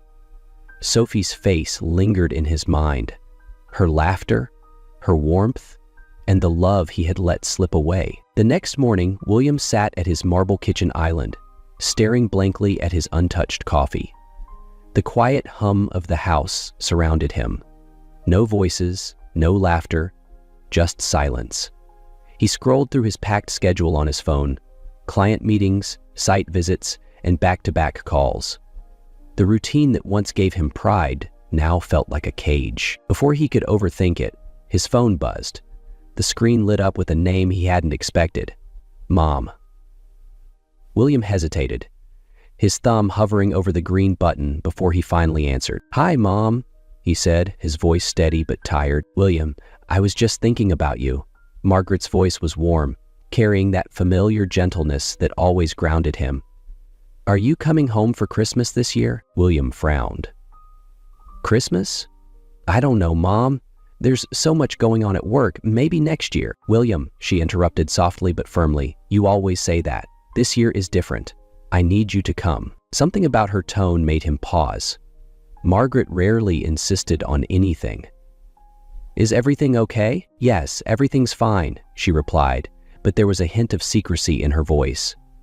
"I just have a feeling this Christmas will be special." William sighed, leaning back in his chair and rubbing his temples. "Okay, Mom. I'll come." "Good," she said, a smile evident in her voice. "I can't wait to see you, William." As the call ended, William felt a strange mix of emotions. Going home for Christmas wasn't something he'd done in years, always using work as an excuse. Yet his mother's words lingered in his mind. This Christmas will be special. That evening, as William packed a small bag, he glanced around his pristine, empty mansion. The silence that once felt like peace now felt oppressive. For the first time in years, he found himself looking forward to leaving it behind.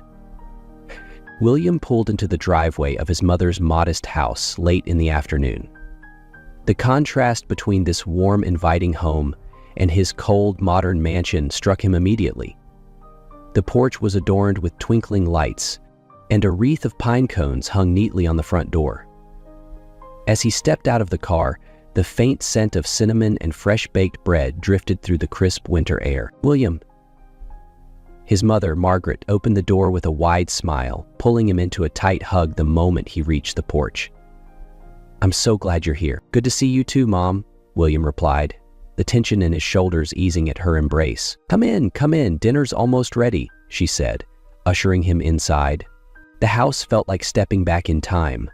The photographs on the walls hadn't changed. There were still pictures of him as a child, holding balloons or posing awkwardly in school uniforms. The smell of cooking and the warmth of the crackling fireplace welcomed him, and for the first time in years, William felt an odd sense of peace. But as he stepped into the living room, his movements came to an abrupt halt. Standing near the Christmas tree, helping decorate with gentle hands, was Sophie. Her back was turned, but he knew it was her. The slope of her shoulders, the dark waves of her hair. Then he saw them. 3 identical little girls, no older than 6, their bright eyes and laughter filling the room. His chest tightened, his pulse roaring in his ears. No, it can't be. When Sophie turned and whispered, "These are your daughters?" It was as though the world tilted. William felt the ground shift beneath his feet, his mind racing. How had he missed this? How could he have spent years chasing buildings and accolades while his own children laughed without him? William's heart seemed to stop. He could barely process the scene in front of him. Sophie turned slowly, her eyes widening in shock as they met his. For a moment, neither of them spoke. "William?" she whispered, her voice soft but weighted with years of unspoken words. He swallowed hard, his gaze shifting from her to the three girls, who were now staring up at him with bright, curious eyes. They had Sophie's smile, but something in their features, especially their dark hair and sharp gaze, reflected him. "Sophie," William managed to say, his voice thick with disbelief. What's going on? Who are they?" Sophie knelt beside the girls, gently placing her hands on their shoulders. "These are my daughters," she said, her voice steady despite the emotion she clearly tried to hide. Then, after a brief pause, she added softly, "Your daughters, William." The words hit him like a punch to the chest. William felt the air leave his lungs as he looked at the three girls again, searching their faces for something, anything that made this feel less real. "My daughters?" he echoed, as if saying it aloud might help him understand. One of the girls, the boldest of the three, stepped forward.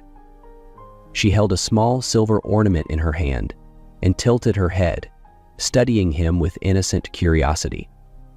"Are you our dad?" she asked, her tiny voice breaking the heavy silence. William froze, his mind racing. He looked to Sophie, who nodded ever so slightly, silently giving him permission to respond. Something inside him, something he hadn't felt in years, stirred. He crouched to her level, forcing his voice to steady. "Yes," he said softly, the word carrying more weight than anything he had ever spoken before. "I think I am." The little girl smiled and handed him the ornament. William took it with shaking hands as the other two girls cautiously approached, their identical eyes wide with curiosity. For the first time in his life, he didn't know what to say, what to do, or how to feel. Sophie stood in the background, her expression guarded yet vulnerable, watching him closely. Before anyone could speak again, Margaret entered the room, breaking the silence with her cheerful tone. "Well, isn't this a beautiful sight?" she said, smiling knowingly, as though she had planned this moment all along. "Come, dinner's ready. There's plenty for everyone." The girls darted toward the dining room, their excitement breaking the tension. William remained where he was, gripping the ornament tightly as he stood to face Sophie. "Why didn't you tell me?" he asked quietly, his voice a mix of hurt and disbelief. Sophie's expression softened, though her eyes glistened. "Because back then, I didn't think you were ready, William. And I wasn't strong enough to face it alone." Before he could respond, one of the girls called out, "Mom, come sit next to us." Sophie gave William a faint smile. "We should go. There's a lot to talk about, but not tonight." As they walked toward the dining room, William felt his world shifting beneath his feet. The life he had built, the life he thought he wanted, now seemed incomplete. The three little girls, laughing and calling for their mother, had unlocked something inside him that he hadn't known was missing. For the first time in years, he wasn't thinking about deadlines or designs. He was thinking about them. Dinner that evening was both surreal and heartwarming for William.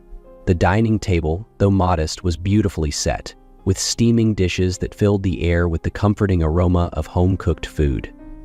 Margaret chatted animatedly as the three little girls. Lily, Clara, and Emily giggled and whispered among themselves, sneaking shy glances at him. Across the table sat Sophie, her demeanor calm yet watchful, as if bracing for the unknown. William, for once, wasn't sure what to say. The conversation flowed around him like a current, but his focus remained fixed on the three little girls who called Sophie Mom. Each time they spoke, their voices, so full of innocence, hit him in ways he hadn't expected. "So, William," Margaret's voice broke through his thoughts, her eyes twinkling knowingly, "Lily here says she wants to be an artist. Isn't that right, dear?" The baldest of the triplets, Lily, beamed and nodded. "I love drawing. I can draw princesses, castles, and even dragons." William couldn't help but smile. "That's impressive. You must be really talented." Lily's face lit up with pride, while Clara, the quietest of the three, shyly added, "I like reading stories. Mommy reads to us every night." The mention of Sophie caught William off guard. He glanced at her, and for the first time that night, their eyes met. She offered a small smile, a fragile truce in the tension that still lingered between them. As the meal continued, William found himself leaning into the conversation more. He asked the girls about their favorite books, their school, and their hobbies. The more he listened, the more he realized how much he had missed. These weren't just three little girls, they were his daughters. And they were incredible. Later, after dinner, the girls dragged Sophie to the living room to help them with a puzzle they'd brought. William lingered nearby, unsure if he should join. It wasn't until Lily looked up and called, "You can help us too, you know," that he felt his heart crack open just a little more. "Okay," he said softly, kneeling beside them on the floor. The four of them worked together, laughing when the pieces didn't fit and celebrating when they did. William fumbled at first, but the girl's joy was infectious. Even Sophie, sitting across from him, couldn't suppress a chuckle at his clumsy attempts to find the right pieces. For the first time in years, William felt something shift inside him, a warmth he hadn't known he'd been missing. It wasn't about deadlines or success. It was about this: laughter, connection, and the simple joy of being present. As the evening wore on and the girls began to yawn, Sophie gathered them for bed. "Say goodnight," she said gently, guiding them toward the stairs. "Goodnight," Lily shouted enthusiastically. "Goodnight, Daddy." William froze, the word Daddy ringing in his ears. Sophie looked at him carefully, as if gauging his reaction. William swallowed hard, his voice softer than he intended. "Goodnight, girls." The three of them disappeared upstairs, leaving William and Sophie alone in the soft glow of the Christmas lights. He exhaled slowly, turning to face her. "They're incredible," he said quietly, the weight of the words settling in his chest. Sophie nodded, her voice gentle. "They are, and they deserve someone who'll be there for them, not just for tonight, but always." William met her gaze, the unspoken challenge hanging in the air. "I want to try, Sophie. I don't know how to make up for all the time I've missed, but I want to be part of their lives. I'm ready to be here, if you'll let me." Sophie studied him for a moment, her eyes softening. "We'll see, William. Actions speak louder than words." That night, as William lay in the guest room, staring at the ceiling, he knew one thing for certain. For the first time in his life, he had something to fight for that wasn't tied to success or wealth. He had a family, and he wasn't going to let them slip away again. The next morning, the soft, golden light of dawn filtered through the curtains as William awoke to the unfamiliar sounds of life in the house. Laughter, little feet running across the wooden floors, and hushed voices filled with excitement. For a moment, he just lay there, letting the warmth of it all wash over him. When he made his way downstairs, he found the girls gathered around the Christmas tree, their small hands eagerly unwrapping the gifts his mother had thoughtfully placed for them. Lily squealed with joy as she found a set of art supplies, while Clara hugged a thick storybook to her chest like it was the most precious thing in the world. Emily, the quietest but sharpest observer, smiled softly as she showed her new puzzle to William. Sophie stood in the corner, watching them with an expression of quiet contentment. She held a mug of tea, the soft glow of the Christmas lights dancing in her eyes. When William approached, she glanced at him cautiously, but with far less of the guarded look she'd worn the night before. "You're up early," she said softly, offering him a faint smile. "Didn't want to miss this," William replied, his voice unusually tender as he watched the girls. "They're amazing, Sophie. You've done such a good job with them." Sophie turned to face him fully, her expression softening at his sincerity. "I did what I had to do. But I'm not the only one they need anymore, William. They deserve a father, someone who shows up, who doesn't just make promises, but keeps them." William nodded, her words hitting him with a weight he was ready to carry. "I'm not that man I used to be, Sophie. I know I've made mistakes, and I can't erase the past. But I'm here now, and I'll do whatever it takes to prove to you and to them that I'm not going anywhere." Before Sophie could respond, Lily ran up to them, her face flushed with excitement. "Mom! Daddy! Can we go outside and play in the snow? Please?" The word daddy stopped William for a beat, the sound of it both humbling and overwhelming. Sophie raised an eyebrow at him, silently asking if he was ready for the role. Without hesitation, William smiled and nodded.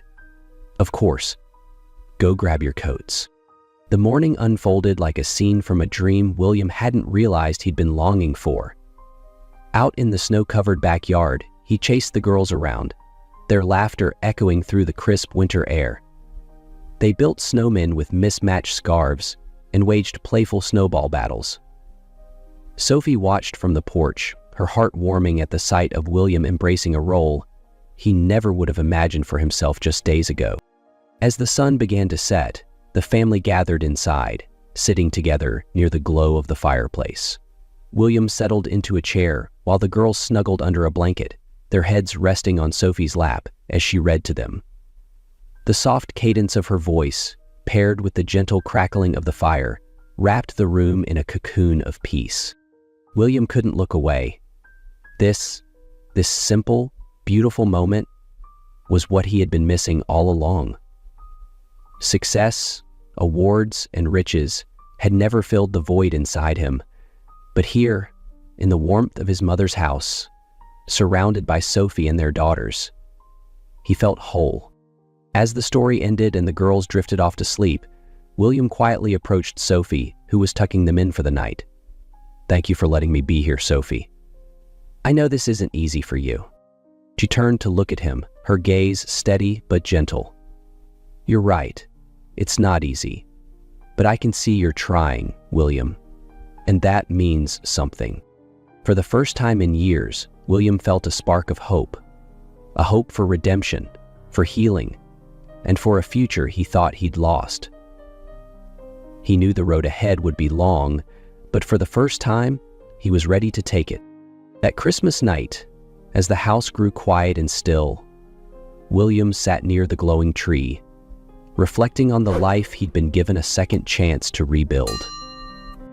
As the clock struck midnight, the soft glow of the Christmas tree lights filled the room.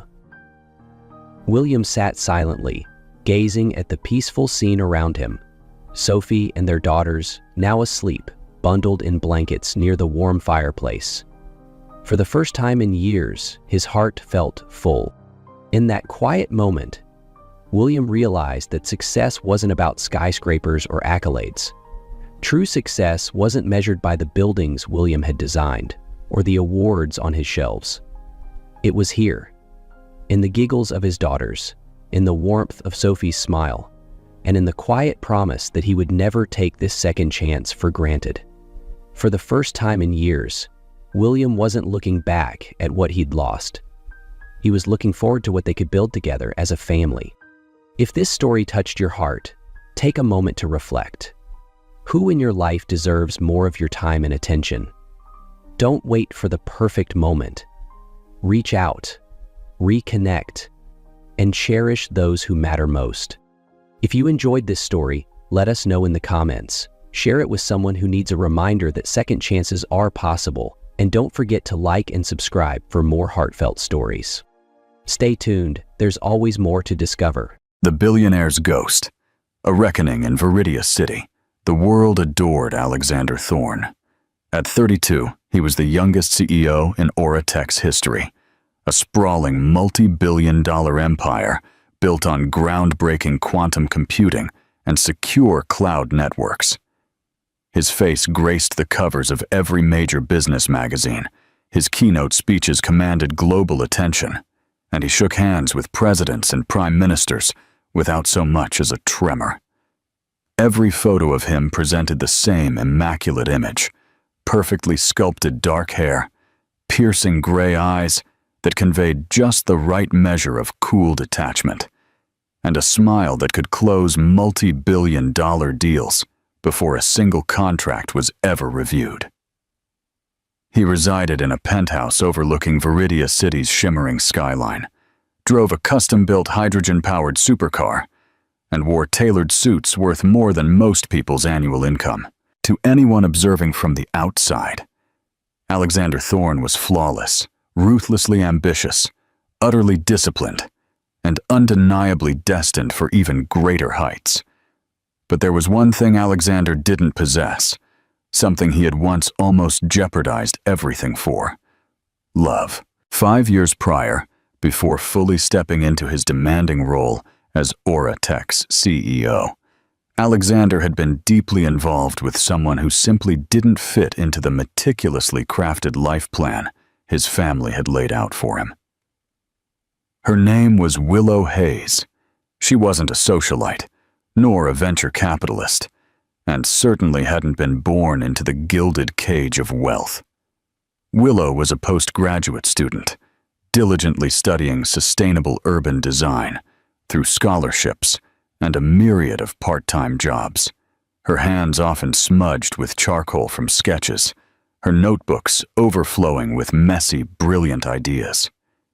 She had long, flowing auburn hair, incredibly expressive emerald eyes, and a unique way of looking at Alexander that made him feel like he was more than just his formidable title, more than his projected image of perfection. With Willow, he didn't have to perform. With her, he laughed louder, slept sounder, and dreamed more freely than he ever had before. Their paths crossed at a local community art benefit, an event Alexander had only attended out of strict obligation. She was tirelessly helping to arrange the lighting for a gallery display, and he, absorbed in his latest market analysis on his compad, literally stumbled into her. It was the most unexpectedly human moment he'd experienced in months. Their relationship blossomed away from the public eye, thriving in the private pockets of their lives.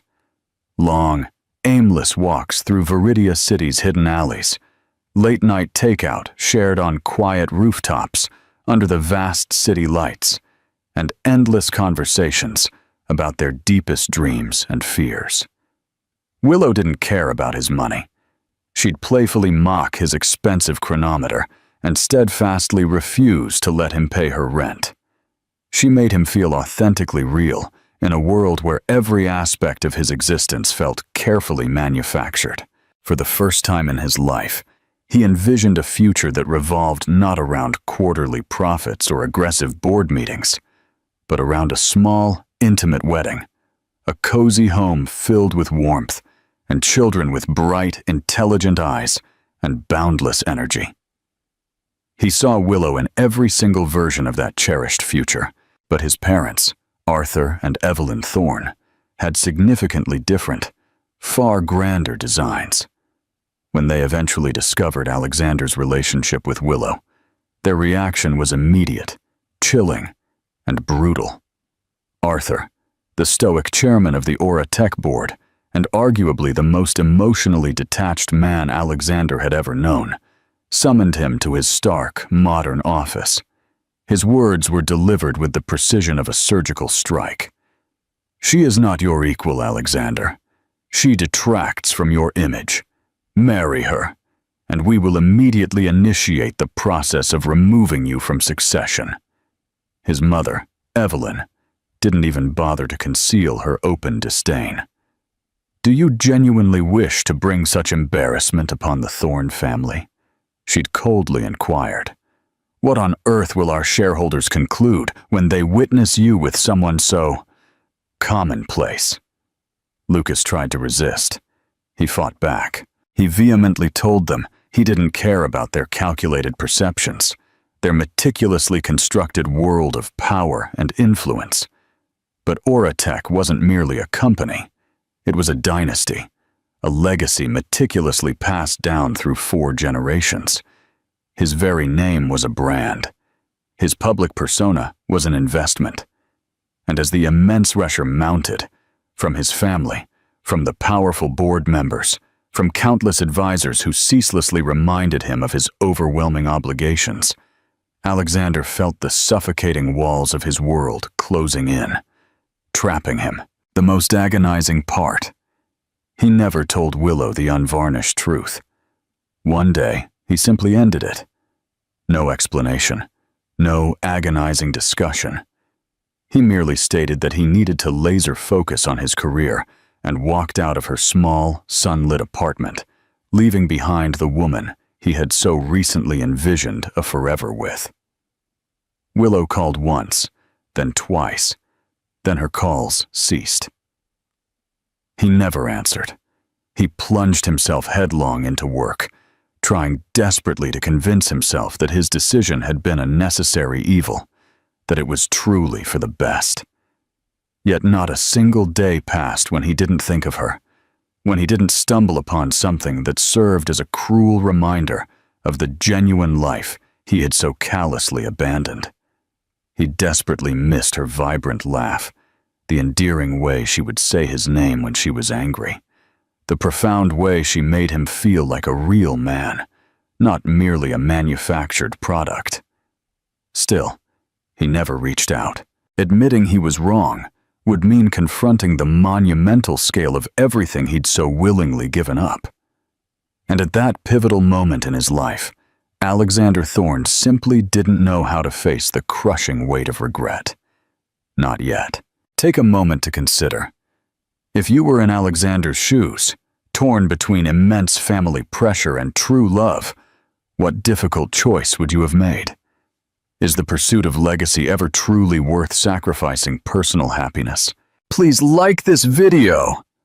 Willow Hayes had always been too practical for fairy tales, yet falling in love with Alexander Thorne had felt perilously close to one. For a brief, intoxicating period, their connection was more profound than she ever dreamed possible. She vividly remembered the raw warmth in his eyes when he looked at her as if she were the solitary person in the entire world. She recalled those magical nights on her rooftop, the Viridia city lights stretching into an infinite sky, and Alexander whispering about his desperate desire to escape the suffocating world of cameras and boardrooms, longing only to live a simple, normal life with her. She believed him. She believed every single word, every unspoken promise woven into the intimate spaces between their kisses and silences. But then, one day, he was simply gone. No goodbye. No explanation. Just a chillingly cold, meticulously worded message stating he required space to focus on his future. She waited for his call. She desperately tried to reach him. She left a long, pleading voicemail, then another. But the deafening silence that followed wasn't merely an absence. It was deliberate. It was definitive. And so, with a shattered heart, she stopped waiting. Willow immersed herself in her academic pursuits and part-time jobs, pouring her profound heartbreak into complex blueprints and demanding deadlines, trying to lose herself completely in her studies. But only a few weeks later, she began to notice subtle yet undeniable changes in her body. The persistent fatigue, the unsettling nausea, the missed cycle. She initially rationalized it as stress, a byproduct of her emotional turmoil. But when she finally took a pregnancy test and saw the undeniable result, her breath hitched, caught in her throat. She didn't cry. She simply stood motionless in her small bathroom, staring at the bold word positive, as if it were written in an alien language. Then she slowly sank onto the edge of her bed and uttered not a single word for a very, very long time. The doctor unequivocally confirmed her pregnancy. But the subsequent ultrasound revealed something she absolutely did not expect. 2 distinct heartbeats. Twins. 2 burgeoning lives growing within her. 2 undeniable, living reminders of a man who had walked away without a single backward glance. She considered calling him again, her finger hovering over his old number. She imagined the words she would use, the plea she would make. But then she vividly recalled the unanswered voicemail, the cold, dismissive response from his assistant, the unsettling way he had vanished, as if she had meant absolutely nothing. And she painfully realized she simply couldn't endure that soul-crushing experience again. So she didn't call. She didn't write. She painstakingly deleted his number from her contacts. She accepted, deep in the aching core of her soul, that he was never coming back. Willow made the difficult decision to leave Viridia City. There was simply no place for her there anymore, not with the ghosts of a past life haunting every corner. She secured a modest job in a quaint, smaller town called Havenwood Falls, at a drafting office where no one asked invasive questions about her past. She rented a humble, cozy apartment and lived frugally, meticulously, saving every single penny. The twin pregnancy was arduous, demanding every ounce of her resilience, but she was stronger. She worked through swollen feet, through endless sleepless nights, and through the bone-deep terror of being utterly alone in the world. She took her prenatal vitamins with the help of local food bank coupons. She often skipped meals herself to ensure she could afford tiny baby clothes. And when the time finally came, she delivered 2 healthy, beautiful baby boys, Leo and Noah. They had striking dark hair from birth, a testament to their father's genes, and the most dazzling gray eyes she had ever seen. It was like seeing 2 miniature versions of the man she had once loved so deeply. Initially, it broke her heart anew to see him reflected in their innocent faces, but with the passage of time, that profound feeling gradually softened into something else entirely, something far more ferocious. Love. Not for what might have been, but for the beautiful, tangible reality of what was. Her boys were her entire universe. They were wild, exuberantly noisy, delightfully messy, and utterly perfect. They were the singular reason she dragged herself out of bed each morning when her body ached and her bank account hovered dangerously close to zero. She worked tirelessly late into the nights, taking on every conceivable freelance gig, drafting plans for quaint shops, bustling cafes, even rustic barns, anything that kept the lights on and food on the table. She fed her boys, clothed them, gently kissed their scraped knees, and read them bedtime stories, even when she was so exhausted she could barely stand. Willow never once mentioned Alexander's name, not a single time. When the boys, in their innocent curiosity, asked why they didn't have a daddy, she would tell them the truth, gently, that sometimes people leave because they are afraid of love, and that it is never their fault, nor hers. She didn't dwell on thoughts of vengeance. She refused to linger in the painful clutches of the past. Instead, she poured every ounce of her formidable energy into raising 2 endlessly curious and brave little boys who had absolutely no idea they carried a last name that once dominated the financial landscape of an entire city. Yet, late at night, when they were finally asleep, she sometimes found herself silently wondering what Alexander would say if he ever saw them. Would he even recognize them as his own? Would he feel anything? Or would he simply do what he did best, turn away, and pretend nothing mattered? She told herself it truly didn't matter, that she didn't care, that she had meticulously built a beautiful life without him. And in truth, she had. But fate, as it always does, had other, unforeseen plans. The invitation arrived unexpectedly, nestled innocently within the inbox of Willow's modest personal email account, with a generic subject line: Viridia City Architectural Summit, featured speaker selection. Initially, she presumed it was a mistake, a mass email gone awry.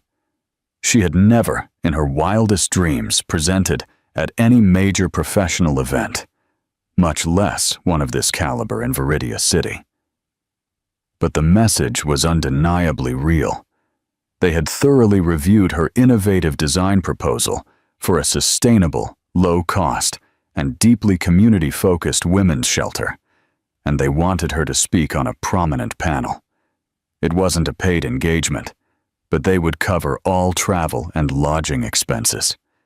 It was the singular opportunity she'd dreamed of for years, the kind of professional recognition she never truly believed she'd receive as a single mother of two, quietly navigating the demanding background of the architectural world. She hesitated for only a fleeting moment, a whirlwind of doubt and hope.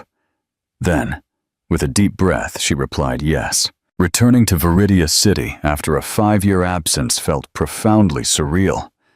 Everything looked uncannily the same, yet nothing felt familiar anymore. She arrived with 5-year-old Leo and Noah in tow, 2 bundles of energetic curiosity who asked a ceaseless stream of questions on the cross-country flight, stared wide-eyed at the towering skyline, and excitedly declared the city's buildings looked like colossal Lego towers. She dressed them smartly for the summit, in crisp collared shirts and freshly polished sneakers, and packed a large bag filled with coloring books, small puzzles, and snacks to keep them happily occupied while she presented. She had no one to watch them, and she absolutely wasn't going to let that deter her from seizing this opportunity. They sat patiently, quietly, near the back of the spacious exhibition hall as she stood poised beside her scale model of the shelter, her palms slightly damp, her heart thrumming with a mix of nerves and excitement. The event was hosted in a gleaming downtown skyscraper, its crystal walls allowing sunlight to flood the entire venue. She tried desperately not to think about the possibility of encountering anyone she knew. Viridia City was vast. He wouldn't be here. Why would he be? Then, she heard his voice. She was halfway through eloquently answering a question from a zealous reporter when his voice cut through the professional hum of the room, low, unmistakably confident, and far too familiar to ignore. She froze, a sudden, cold dread seizing her. Her stomach churned violently before her eyes even confirmed it. Alexander Thorne was less than 20 feet away, laughing softly with a cluster of impeccably suited sponsors, his presence magnetic and undeniable. He hadn't visibly changed, not really. His dark hair was still flawlessly sculpted, his posture as casually powerful as ever, but now older, with subtle, harder edges etched around his eyes. His expression remained placid, calm, until his gaze, almost by accident, landed directly on her. Willow saw the precise moment it struck him. First, a flicker of confusion. Then, undeniable shock. Then, something far deeper, a dawning realization that seemed to shake him to his core. His eyes darted past her, immediately locking onto the 2 small boys sitting quietly on the floor behind her presentation table, diligently coloring on the plush carpet. Time seemed to slow, stretching into an agonizing eternity. Alexander's face visibly paled. His gaze remained fixed on the twins, and Willow could almost see the frantic gears turning in his mind, rapidly and desperately. She didn't move. She didn't smile. She absolutely didn't look away. He began to walk towards her, a predator closing in, or perhaps a ghost returning. She stiffened, her fingers digging into the edge of her exhibition table, as if it could physically anchor her to the solid ground. The bustling people around them, the hum of the city, the important summit, the intervening 5 years, everything seemed to fade into a muffled background noise. All that remained was this singular, impossible moment. He stopped directly in front of her, his voice barely a raw whisper. "Willow." She didn't respond, her jaw tight. He looked at the boys again, a profound tremor in his composure. Then back at her, visibly, utterly shaken. Are they mine? She held his gaze, her emerald eyes unwavering. Yes, she stated, her voice calm, utterly serene, and laced with an unexpected steel. They are yours. He recoiled as if struck, a profound blow to his very core. For a moment, he looked precisely like someone who had just received a devastating punch to the gut. I didn't know, he uttered, his voice ragged, utterly disbelieving. I had no idea. I know, she replied, her voice firm, unflinching.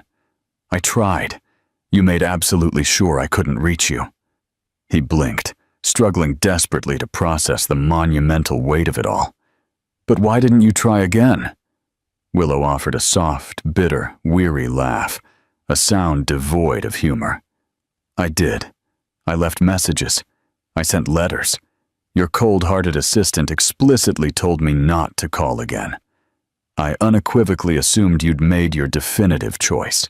Alexander slowly looked down, the crushing weight of this newfound understanding settling heavily and irrevocably onto his handsome face. He turned to gaze at the boys again, who, in their innocence, still had no idea who he was. Leo, oblivious to the swirling tension, looked up, offered a wide, innocent smile, and waved cheerfully at him. I need to speak with you, Alexander stated, his voice barely a crack. Willow crossed her arms, her posture radiating controlled defiance. Now you want to talk? After 5 years? In the middle of a public event? He hesitated, then nodded slowly, a hint of desperation in his eyes. Yes, I need to explain, and I need to understand. She stared at him for a long, agonizing moment. The raw pain she had so carefully buried deep within her resurfaced, a sharp, unwelcome phantom, but she absolutely refused to let him see it. Not here. Not yet. You can't just waltz back into their lives like nothing ever happened, she said, her voice low but cutting. But if you genuinely want to understand, start by learning their names. Alexander looked at her, and something profound seemed to open, shift, deep within his gray eyes. He turned fully to the boys, knelt down, and asked softly, reverently, "What are your names?" The twins looked at him, bewildered, but undeniably curious. I'm Leo, one confidently stated. I'm Noah, the other added, mimicking his brother. What's your name? Lucas offered a sad, almost broken smile. I'm Alexander. They didn't recognize him. Why on earth would they? Willow watched from behind her table, her heart pounding a frantic rhythm against her ribs. This was not the moment she had ever prepared for. She never truly believed it would actually come to pass. And yet, here they were. Not as strangers anymore. Not yet as a family. But something profound had undeniably begun to shift. The truth, like a long dormant volcano, had finally erupted. And nothing, she knew with absolute certainty, would ever be the same again. What do you believe the future holds for Alexander and Willow's fractured family? Will Alexander truly be able to bridge the immense gap he created? Share your predictions in the comments below. Don't forget to give this video a thumbs up and subscribe to our channel for more gripping tales of love, loss, and redemption. Alexander didn't sleep a wink that night. After the summit, after what felt like the longest, most jarring and profoundly discordant day of his entire life, he returned to his penthouse apartment, a place that once symbolized the absolute pinnacle of his success, and now felt utterly empty, completely devoid of any real meaning. The vivid image of the two small boys persisted relentlessly in his mind, haunting and alive. Leo and Noah. Their names resonated in his thoughts like a sacred mantra he never knew he desperately needed. He could still see their bright, curious eyes, so undeniably familiar it sent a sharp, aching pain through his chest, and the disarming way they had looked at him without any hint of recognition. They didn't know him. They didn't even know he existed. And that searing realization, more than anything else, utterly shattered him. The very next morning, he discreetly arranged for a private DNA test. He told absolutely no one, not his meticulous assistant, not his shrewd legal team, and certainly not his parents. This wasn't about legality or inheritance. It was about something far deeper, something he couldn't yet fully articulate, something urgent and profoundly personal, as if he required official permission to truly believe the truth, even though every fiber of his being already knew. The definitive results arrived just 3 days later. 99.9% match. There was no conceivable denial possible. He was their father. Alexander stared at the official document in profound silence for a very long time. Then, with trembling hands, he carefully folded it and reverently placed it in a secluded drawer, as if it were something both sacred and incredibly heavy. Not merely a piece of paper, but a momentous door that had just creaked open. A door he had unknowingly slammed shut from the outside 5 long years ago. He contacted Willow through the event coordinator, careful not to apply too much pressure, respecting her space. She hesitantly agreed to meet him, just once, at a small, unassuming coffee shop in the bustling Lower East Side district of Viridia City. No lawyers, no personal assistants, just them. She arrived radiating her usual quiet strength, dressed simply, her rich auburn hair pulled back in a practical bun.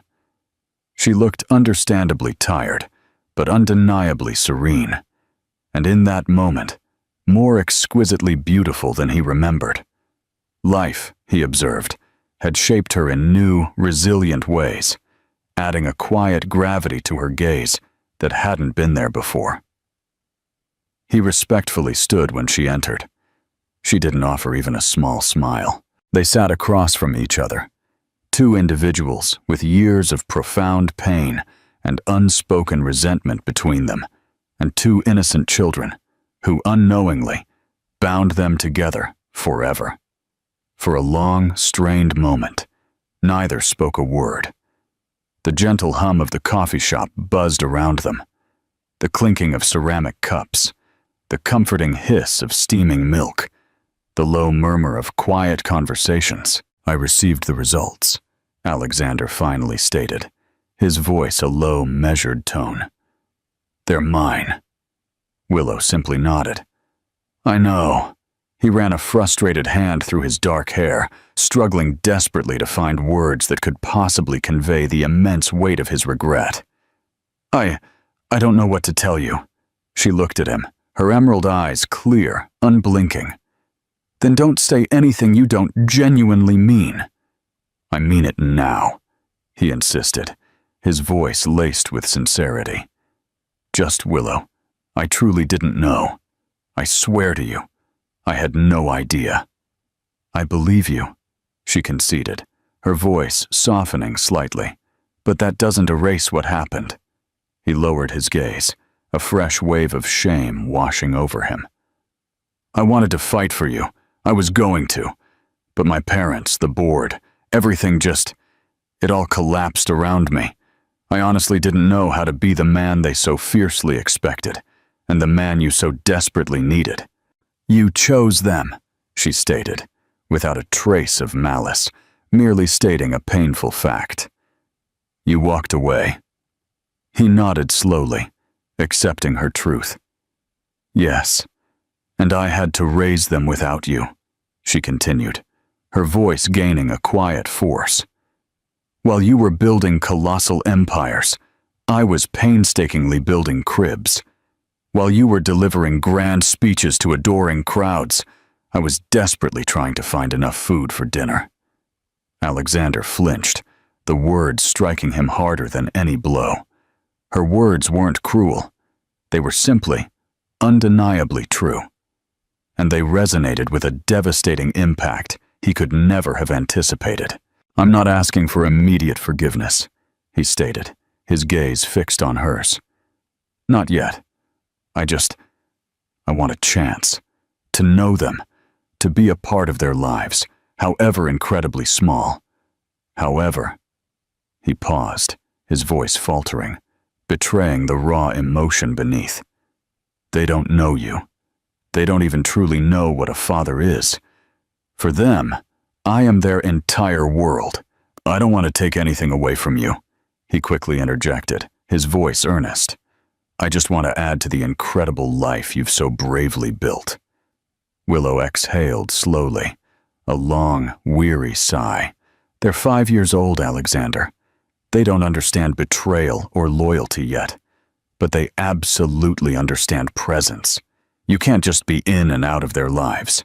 You can't start and then suddenly stop. If you genuinely want to be in their lives, it has to be for good, for the long haul." "I'm in," he declared, without a moment's hesitation, his conviction absolute. "Whatever it takes." She nodded slowly, still cautious, but something imperceptible in her posture softened, a tiny crack in the formidable wall she'd built. "Then you'll start small. Pick them up from school one day. Come to the local park. Just sit with them. Let them slowly come to you. If they ask questions, answer them honestly and patiently. If they run from you, don't chase them. Just be there." Alexander nodded, humbly. "Okay, I can do that." As they left the coffee shop, there were no perfunctory hugs, no grand promises whispered into the bustling street, just an unspoken understanding, a fragile, tentative agreement between two people who no longer shared a romantic love, but who were now, inextricably, forever connected. Willow walked ahead, and Alexander followed at a respectful distance, not as a couple, not yet as a father, but as a man, finally, desperately, attempting to make right what had once gone so terribly, irrevocably wrong. Consider this. What are the most important elements of rebuilding trust, especially after a deep betrayal? Share your thoughts on how Alexander might continue to earn Willow's cautious trust. Hey everyone, if you're finding this story compelling, please give it a big thumbs up and subscribe to our channel. Your support helps us bring you more powerful narratives. Alexander's initial visit to the boys' bustling elementary school was nothing remotely like the meticulously choreographed corporate events he was accustomed to. There were no impeccably tailored suits, no perfectly rehearsed speeches, and certainly no powerful executives to impress. Instead, the scene was dominated by sticky handprints smeared across classroom walls, brightly colored paper airplanes whizzing haphazardly down the hallway, and the unmistakable, joyous chaos of 20 energetic children navigating their own small, vibrant universes. Alexander stood somewhat awkwardly near the school's main entrance, dressed casually in a comfortable sweater and jeans, feeling clumsy and utterly unsure of where to comfortably place his hands. He'd navigated multi-billion-dollar boardroom acquisitions without breaking even a single bead of sweat, but waiting anxiously to pick up his own children who, paradoxically, didn't even know they were his, made him feel like an incredibly nervous teenager on a first terrifying date. Willow had orchestrated the arrangement with thoughtful care, relaying to the boys that a friend would pick them up and take them to the local park. No loaded labels, no weighty explanations, just a simple opportunity for them to meet him on neutral, unthreatening ground. When Leo and Noah burst out of the school doors, a whirlwind of boundless energy, Alexander recognized them instantly. Their dark hair, inherited from him, shimmered in the late afternoon sunlight, and their identical gray eyes, so strikingly like his own, lit up with unbridled joy when they spotted him, even if they didn't quite grasp the full significance of who he was. He knelt down, unsure of the precise script, his heart thumping. "Hi, I'm Alexander. Your mom asked me to take you to the park today. Is that okay?" The boys exchanged a quick, silent glance. Then they looked back at him, their curiosity palpable. Leo tilted his head, a thoughtful expression on his small face. "Are you the man from the really tall building with all the people in fancy suits?" Alexander smiled, a genuine, unforced curve of his lips. "Yes, that was me." Noah, ever the pragmatist, squinted his eyes. "Do you have snacks?" Alexander laughed, a rich, warm sound he hadn't realized he possessed. "Yes, lots." And that simple answer was enough. They took his hands without a moment's hesitation and confidently led him, chattering incessantly about roaring dinosaurs and incredible spaceships, and how Leo's teacher had explained that Pluto was no longer considered a planet, which he found utterly, inexplicably unfair. Alexander listened intently to every single word, responding whenever he could. But mostly, he simply absorbed them. Their bright, innocent voices, their animated expressions, their absolute, unfiltered joy. It was overwhelming in the most beautiful, profound way possible. At the park, they immediately raced towards the swings, their laughter echoing through the crisp autumn air. Alexander settled onto a nearby bench, content to simply watch them. For a precious few minutes, he allowed himself the fragile illusion that this had always been his life, that he had always been there for them, on ordinary days like this, in precious moments like these. But that fragile illusion shattered abruptly when Noah tumbled unexpectedly off the slide, landing awkwardly and scraping his elbow. He didn't cry immediately, instead freezing, his small eyes wide and glassy, trying to decide if the pain was truly worth the impending tears. Alexander rushed over without a second thought, kneeling down and gently checking his arm. "You're okay," he murmured softly, his voice filled with genuine concern. "It's not bleeding, just a little bump." Noah blinked, tears beginning to well up. "You sound like Mommy," he whispered. Alexander paused, a pang in his chest. Then he said quietly, a hint of vulnerability in his tone, "I'm trying to be good at this, buddy." Noah leaned into him, just for a fleeting second, a small, trusting gesture that almost broke Alexander in two. He looked up and saw Leo standing nearby, observing him with an uncanny intensity. There was something remarkably calculated in Leo's gaze, not suspicion exactly, but a quiet, shrewd assessment. Alexander recognized that look immediately. He himself had worn it for countless years when desperately trying to determine if someone was truly safe, truly trustworthy. Leo finally stepped closer, his voice soft but direct. "Are you coming back?" Alexander looked him directly in the eyes, his own gaze firm, unwavering. "Yes, I'm coming back, I promise." Leo nodded once, a gesture of quiet satisfaction. Then he raced off again, calling for Noah to chase him.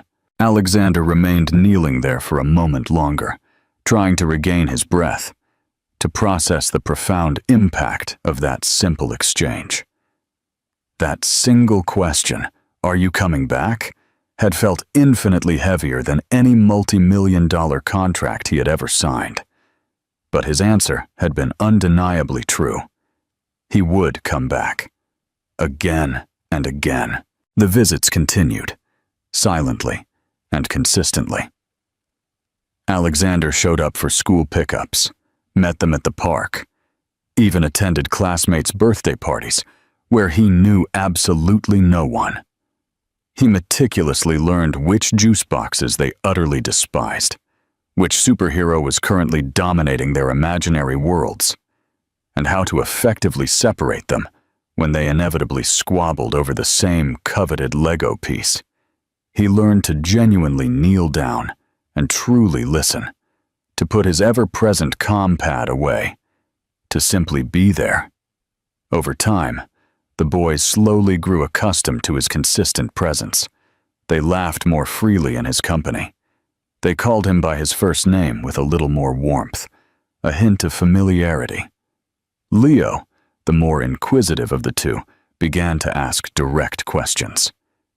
"Did you know my mommy when you were young? Do you live in a really big house? Why don't you have any kids?" Alexander answered each question honestly, carefully, measuring his words. He never rushed them. He never attempted to win something they weren't yet ready to freely give. One crisp autumn afternoon, as he walked them back to Willow's cozy apartment in Havenwood Falls, Noah, unprompted, reached out and took his hand. Leo did the same, then looked up at him, his small face earnest. "Why do you always smile when we talk, Alexander?" Alexander looked down at both of them, their cheeks flushed from joyful running, their matching backpacks bouncing playfully with each confident step. "Because I'm lucky," he said simply, his voice thick with emotion. "I get to be here with you." Willow was waiting at the apartment door, her arms crossed, her posture betraying a natural wariness. She always observed him closely after each visit, as if trying to precisely gauge if he had earned the privilege of another. But this time, something subtle, yet profound, shifted in her expression. She watched the boys race inside, giggling, excitedly recounting their adventures on the swings, and how Alexander had nearly tumbled off trying to race them. And then, her gaze settled on him, a searching intensity in her eyes. "You didn't leave today," she stated quietly, almost a question. "You stayed even when Noah was scared. You stayed even when Leo went quiet." Alexander simply nodded, a silent confirmation. "I told them I would," he murmured. Willow lowered her gaze, then looked back up at him, a flicker of something new in her eyes. "Keep doing that." And just like that, without grand gestures or emotional declarations, the formidable wall between them began to lower. It didn't vanish entirely, but it became perceptibly thinner. And Alexander knew, with a certainty that settled deep in his bones, that this wasn't about being instantly forgiven in one climactic moment. This was about showing up, consistently, relentlessly, in hundreds of small, ordinary moments. And he would. Always. What qualities do you believe are most important for rebuilding a fractured relationship? Especially when children are involved, share your insights in the comments below. Don't forget to like this video and subscribe to our channel for more inspiring stories. Your support means the world to us. Alexander hadn't actually expected the word to come so soon. It had been nearly 3 months since he had begun seeing Leo and Noah regularly. He had never once missed a visit. He had never been late. He learned to sit patiently in silence when they were in a bad mood, to eagerly join in when they asked for help with complex puzzles, and to simply listen intently when they just needed to talk, even if what they were saying made little sense to his corporate-trained mind. He was meticulously careful not to push too fast, understanding the fragile nature of their burgeoning connection.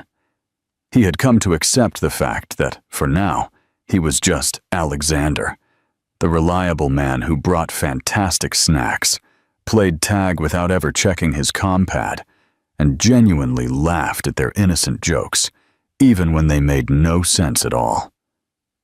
But something, slowly, profoundly, had changed.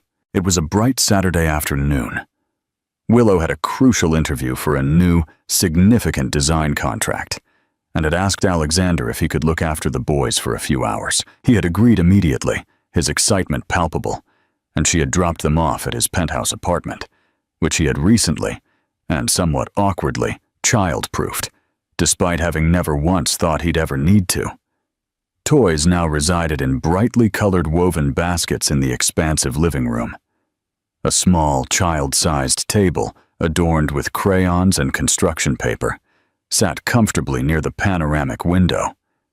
The sleek modern fridge was now stocked with a rainbow of juice boxes, individual string cheeses, and the kind of marshmallow-filled cereal he personally didn't approve of, but bought anyway, because Leo and Noah absolutely adored it. That afternoon, they embarked on an elaborate project, constructing a magnificent pillow fort between the plush sofas, complete with winding tunnels and a highly secret command center fashioned from old shoeboxes and small, battery-powered lanterns. Leo, the natural leader, immediately declared himself Captain Thorne. Noah, ever the inquisitive one, insisted on being the science officer because he had brought his trusty magnifying glass. Alexander gamely played along as Commander Dad, a name Noah spontaneously invented mid-game and blurted out without any conscious thought. Alexander froze for a split second, surprised by the sudden, unexpected warmth of the word. Dad. He didn't respond immediately, fearing that if he reacted too much, Noah might retract it, might feel embarrassed. So he simply smiled, a private, joyful smile, and continued playing. But inside, his emotions were a wild, beautiful whirlwind. The word resonated repeatedly in his mind. He still hadn't fully earned it. Or perhaps, just perhaps, he had. Little by little.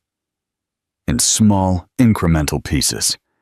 Not through grand, sweeping gestures, but through unwavering consistency, dedicated time, and a quiet, profound love. Later that evening, after they had devoured a takeout dinner and were comfortably nestled under the still-standing pillow fort, watching a cartoon, Noah snuggled close beside him and looked up, his small face earnest. "Can I call you Dad now?" he whispered, "or do I have to wait?" Alexander felt an overwhelming lump form in his throat, making it difficult to speak. He looked down at Noah's tiny, serious face, then across at Leo, who was also gazing at him intently, silently clutching his favorite stuffed dinosaur. Alexander reached out and pulled both boys into a gentle, protective embrace. "You can call me whatever feels right to you, my brave little commanders," he said, his voice thick with emotion, barely a whisper. "But if you want to call me Dad, I would be so incredibly proud of that." Noah nodded, a shy, happy smile spreading across his face. Leo offered Alexander a small, knowing smile, the kind that spoke volumes more than any words ever could. That night, Willow arrived to pick them up. She found them sound asleep on the luxurious sofa, Noah peacefully draped across Alexander's chest, Leo curled up snugly beside him, both softly snoring in unison. Alexander, too, had drifted off, his arm protectively around both of them, the large screen TV still silently playing a cartoon in the background. She didn't wake them immediately. She simply stood there for a long, poignant moment, just watching them, a scene of quiet domestic bliss she hadn't thought possible. Something deep within her, something that had been tightly locked away for so long, began almost imperceptibly to stir. She saw how Alexander held them in their sleep, as if they had always, truly belonged there. She saw how incredibly safe they looked, how utterly peaceful. When she finally roused him, Alexander stirred slowly, blinking as he gradually registered where he was and what time it was. "I'm so sorry," he whispered, his voice still heavy with sleep. We must have all fallen asleep." Willow shook her head gently. "They were happy, Alexander. That's all that matters." As she carefully lifted the sleeping boys and helped carry them to her car, he looked at her, his voice soft, almost hesitant. "Noah called me Dad today," he said quietly. He asked if it was okay. Willow didn't speak immediately, processing his words. Then she looked directly at him, her eyes soft, a genuine warmth radiating from them. "He wouldn't have asked," she said, "if he didn't already feel it." The drive home was quiet, filled with a newfound stillness. Alexander rode in the back seat alongside the boys, gently holding their small hands as they slept soundly. Willow watched them in the rearview mirror, and something deep inside her settled for the very first time in what felt like an eternity. The formidable walls she had so painstakingly built to protect herself, walls that were undeniably understandable and absolutely necessary, began slowly, imperceptibly, to fall. Not with a dramatic crash, but piece by fragile piece. That night, Alexander, for the first time in years, truly couldn't sleep. He lay awake in his vast, silent penthouse, staring at the ceiling, replaying the way Noah had looked when he had uttered that single, precious word. Dad wasn't merely a title that could be claimed through birthright or legal decree. It had to be given. It had to be painstakingly earned. And now, finally, it had been. In the profound stillness of that autumn night, for the first time in years, Alexander felt completely whole. Not because of his unparalleled success, or his immense wealth, or his flawless reputation, but simply because two small boys had chosen to let him fully into their hearts, not as a mere guest, not as an occasional visitor, but as their father. Please comment below with your thoughts on Alexander's journey. We love hearing from you. Alexander hadn't consciously planned on confronting his parents. He had skillfully avoided it for months, deliberately pushing down the intense urgency whenever it surged within him, focusing instead on consistently showing up for Leo and Noah, on painstakingly earning Willow's cautious, hard-won trust, on meticulously building something genuine and lasting from the shattered fragments of the life he had once so carelessly destroyed. But a pivotal point arrived when prolonged silence no longer felt like strength. It felt, overwhelmingly, like profound surrender. The deeper he delved into the profound joys and responsibilities of fatherhood, the more acutely he saw what he had almost lost forever. And the more unbearable it became to know that his parents had, in their calculated coldness, stolen it from him with a practiced smile and a firm, dismissive handshake. He had to confront them, not for closure, he realized, but for absolute clarity.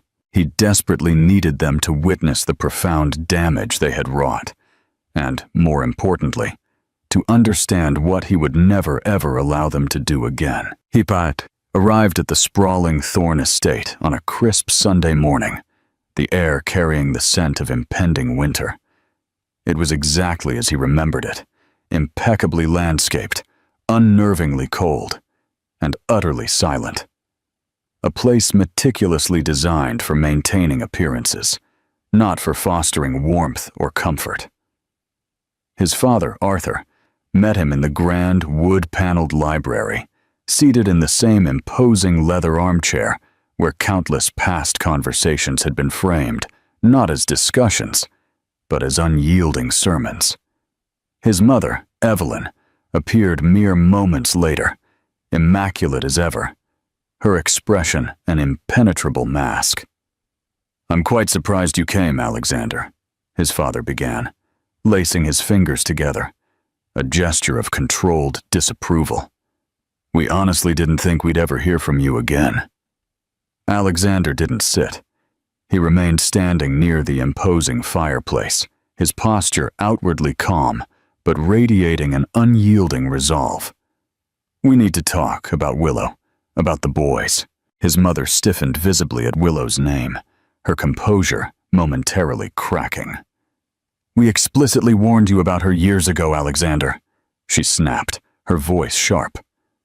Alexander turned directly to her, his own voice sharp, but meticulously controlled. "You didn't warn me, Mother. You outright lied to me. You deliberately blocked letters. You coldly ignored calls. You paid people to keep her far away from me." His father's eyes narrowed, a predatory glint in their depths. "We did what was necessary to protect your future, Alexander. You were emotional, unfocused. You would have irrevocably thrown away your entire legacy for a girl who had absolutely nothing." Alexander took a deep, shaky breath, a raw fury simmering and rising in his chest. "That girl is the mother of my children, the two boys you didn't even bother to know existed. She raised them entirely alone, with nothing but her own strength, and they have turned out to be better, more genuine human beings than anything this family has ever produced." His mother rose gracefully from her seat, her voice cutting like a razor. "Don't be so dramatic, Alexander. Do you genuinely believe we haven't sacrificed for you? For this name? For your success?" "My success," Alexander interrupted, his voice laced with bitter irony. "It no longer has anything to do with this name. The company, the public image, the vast sums of money. None of it matters if it costs me my fundamental humanity. You tried to force me to choose between love and legacy, and in my weakness, I listened. I walked away from the only real, authentic thing I had in my life, but I will never, ever make that catastrophic mistake again." There was a profound, heavy silence in the opulent room. His father leaned back, his tone suddenly colder, more calculating, more strategic. "And now what, Alexander? Are you going to play house with some woman and pretend to be a doting family man? Do you truly believe the world will accept that facade?" Alexander looked at him, a deep disgust twisting his features. "I honestly don't care what the world chooses to believe. I care what Leo and Noah see when they look at me. I care what kind of man I am when I tuck them into bed at night. And I profoundly care about the woman who carried that immense burden when I so shamefully walked away." His mother opened her mouth, a sharp retort already forming, but he didn't allow her to speak. "I'm not here for your blessing or your approval. I am here to tell you that your control, your influence, ends here. If you cannot accept my family, my true family, then you will not be a part of our lives. That is your choice, but I am utterly fed up with living under your distorted version of success." They didn't respond immediately, their faces blank with shock. There was a visible crack in the room, a palpable fracture in the carefully constructed illusion of power they had always wielded over him. For the first time in his life, Alexander was not the vulnerable boy desperately seeking their approval.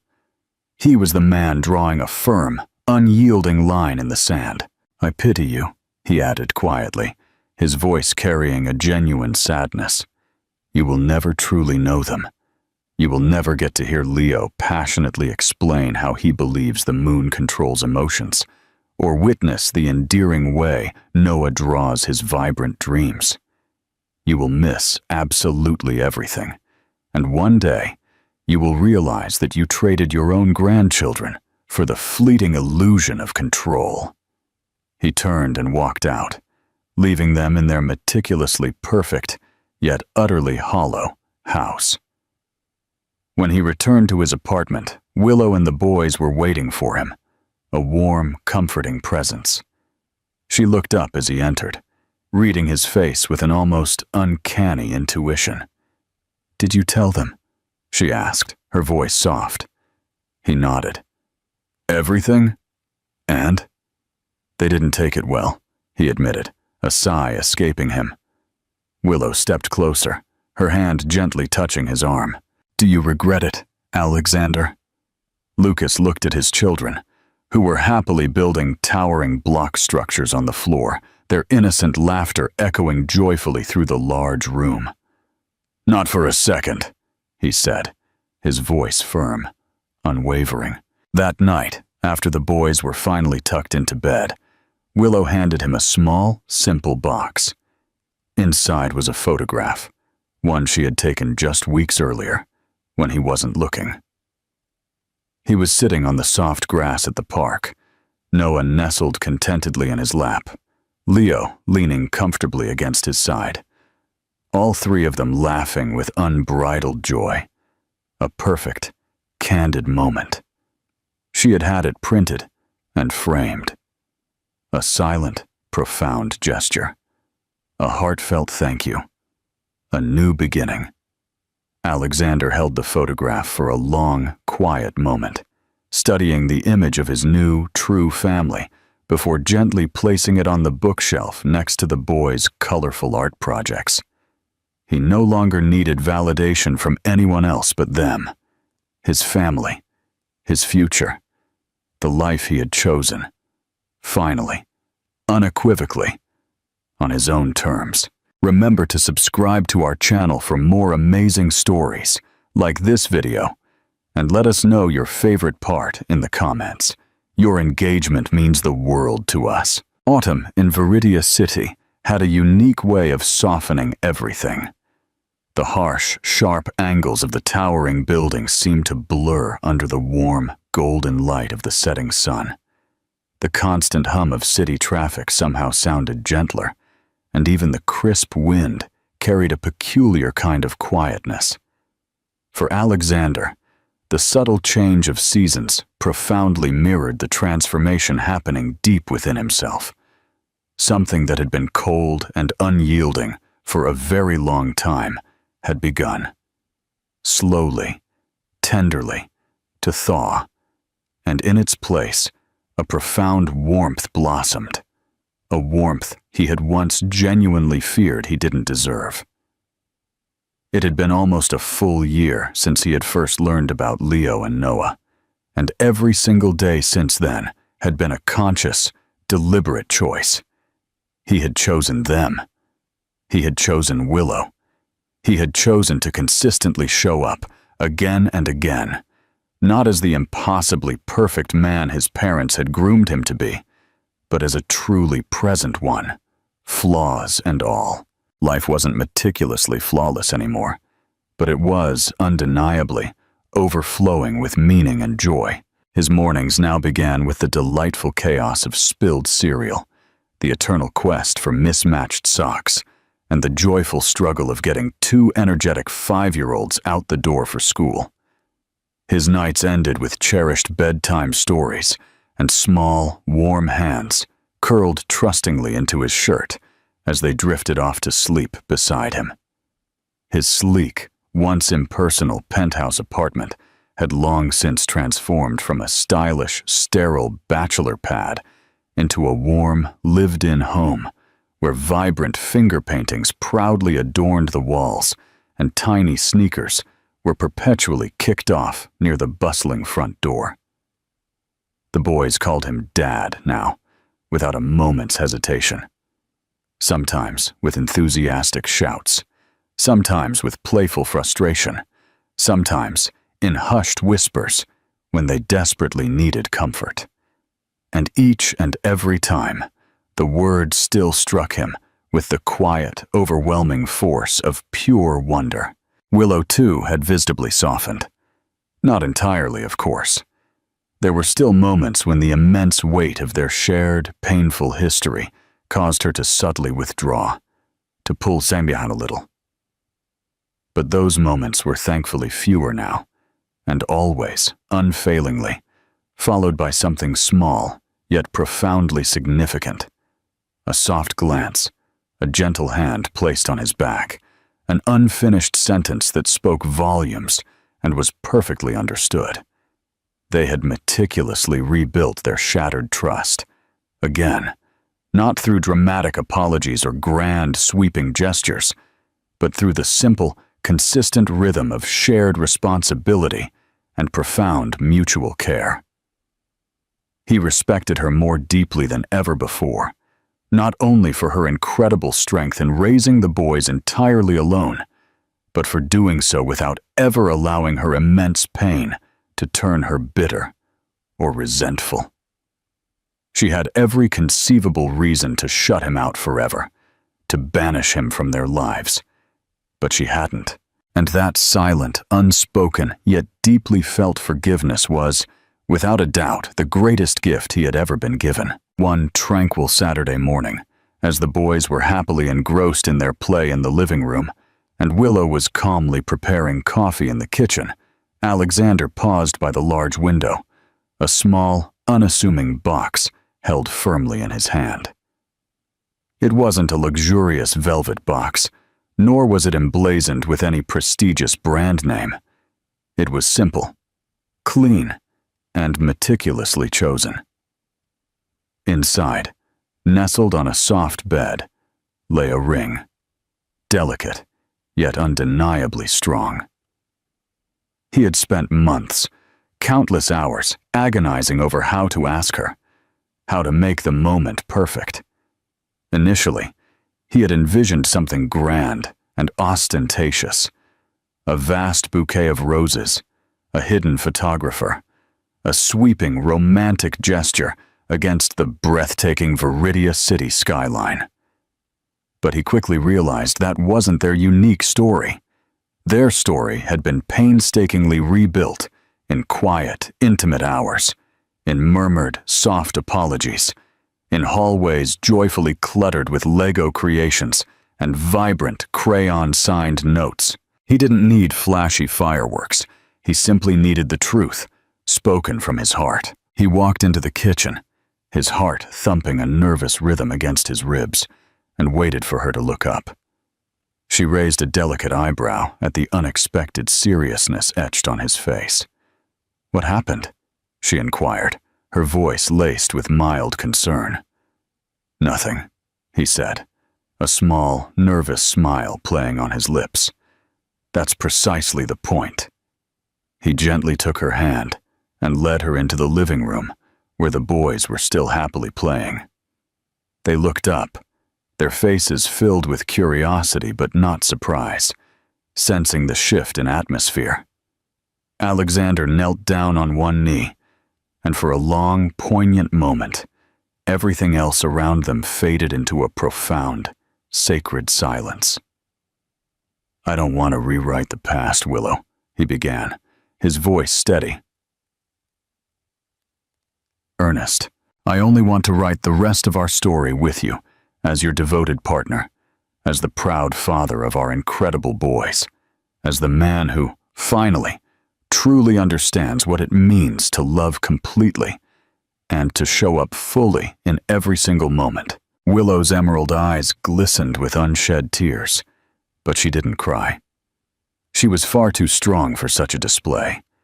She simply smiled, a small, tentative smile at first, then a wider, radiant one that lit up her entire face, and she nodded, a single, decisive movement. "Yes," she said simply, her voice clear and strong. "Because I don't need perfection, Alexander. I just need you." The boys, sensing the immense goodness of the moment, even if they didn't fully comprehend its meaning, clapped their small hands with delight. They immediately piled into his arms, their combined weight unbalancing him until they all tumbled into a laughing, joyous heap on the plush living room carpet. The wedding arrived a few months later. It wasn't extravagant or ostentatious. It didn't need to be. They celebrated it in the small, vibrant community garden that Willow had helped design years ago, a place filled with life and natural beauty. Close friends and a few trusted family members gathered, intimate and quiet, seated comfortably among rows of late marigolds and ivy-covered fences. The boys, adorable in their matching vests, proudly carried the rings, far too excited to walk slowly down the aisle. Willow wore a simple, elegant ivory dress, her beautiful hair flowing freely. A single, fresh daisy tucked gently behind one ear. Alexander couldn't stop smiling as she walked towards him, her steps firm and confident, her loving eyes locked steadfastly on his. There were no elaborate speeches about destiny, no dramatic quotes from classic poems. Only vows spoken directly from their hearts, short, profoundly honest, and beautifully unpolished. Promises to choose each other, not just on the easy, sunny days, but unequivocally on the difficult, challenging ones too. Promises to parent together, as a united team, to inevitably make mistakes, and to always find forgiveness, to lovingly hold each other accountable, and to fiercely hold each other close. When they finally kissed, it wasn't the kind of kiss that marked a sudden, passionate beginning. It was the kind that deeply sealed something already painstakingly built, slowly, often painfully, but ultimately, beautifully. Afterwards, as the sun began to set, casting a warm, golden glow across the garden, Leo and Noah chased each other through the soft grass, their joyful shrieks echoing in the twilight. Alexander watched them, his hand gently intertwined with Willow's, his chest overflowing with a profound peace he had never truly known in his previous life of boardrooms, power, and crushing silence. He had once believed that true success meant immense power, a flawless public image, and absolute control.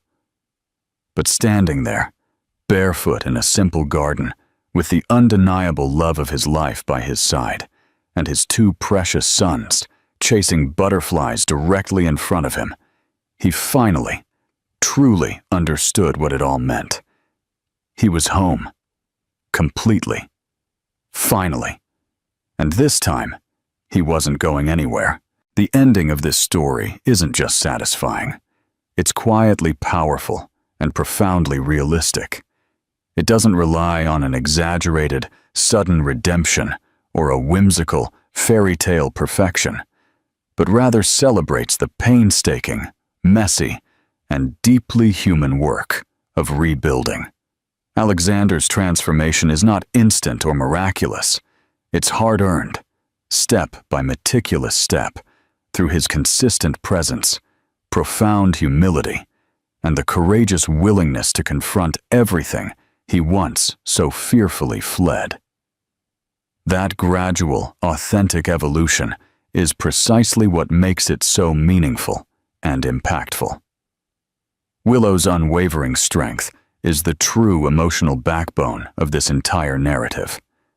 She never needed to be saved by anyone. She needed and ultimately demanded respect, consistency, and absolute truth. And in the end, she received all of it.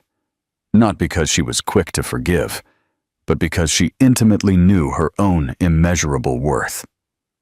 The love they rediscover is not naive or overly romanticized.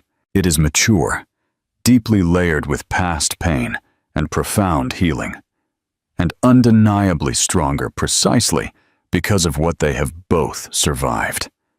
The final image of them, a family built on authentic love, conscious choice, and the hard-won gift of second chances, is not merely beautiful.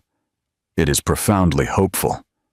It serves as a powerful reminder that broken things are not always permanently lost. Sometimes they are simply waiting, patiently, to be rebuilt, one honest, loving brick at a time. Thank you for watching. Don't forget to give this video a big thumbs up, subscribe to our channel, and let us know your favorite part of this heartwarming journey in the comments below.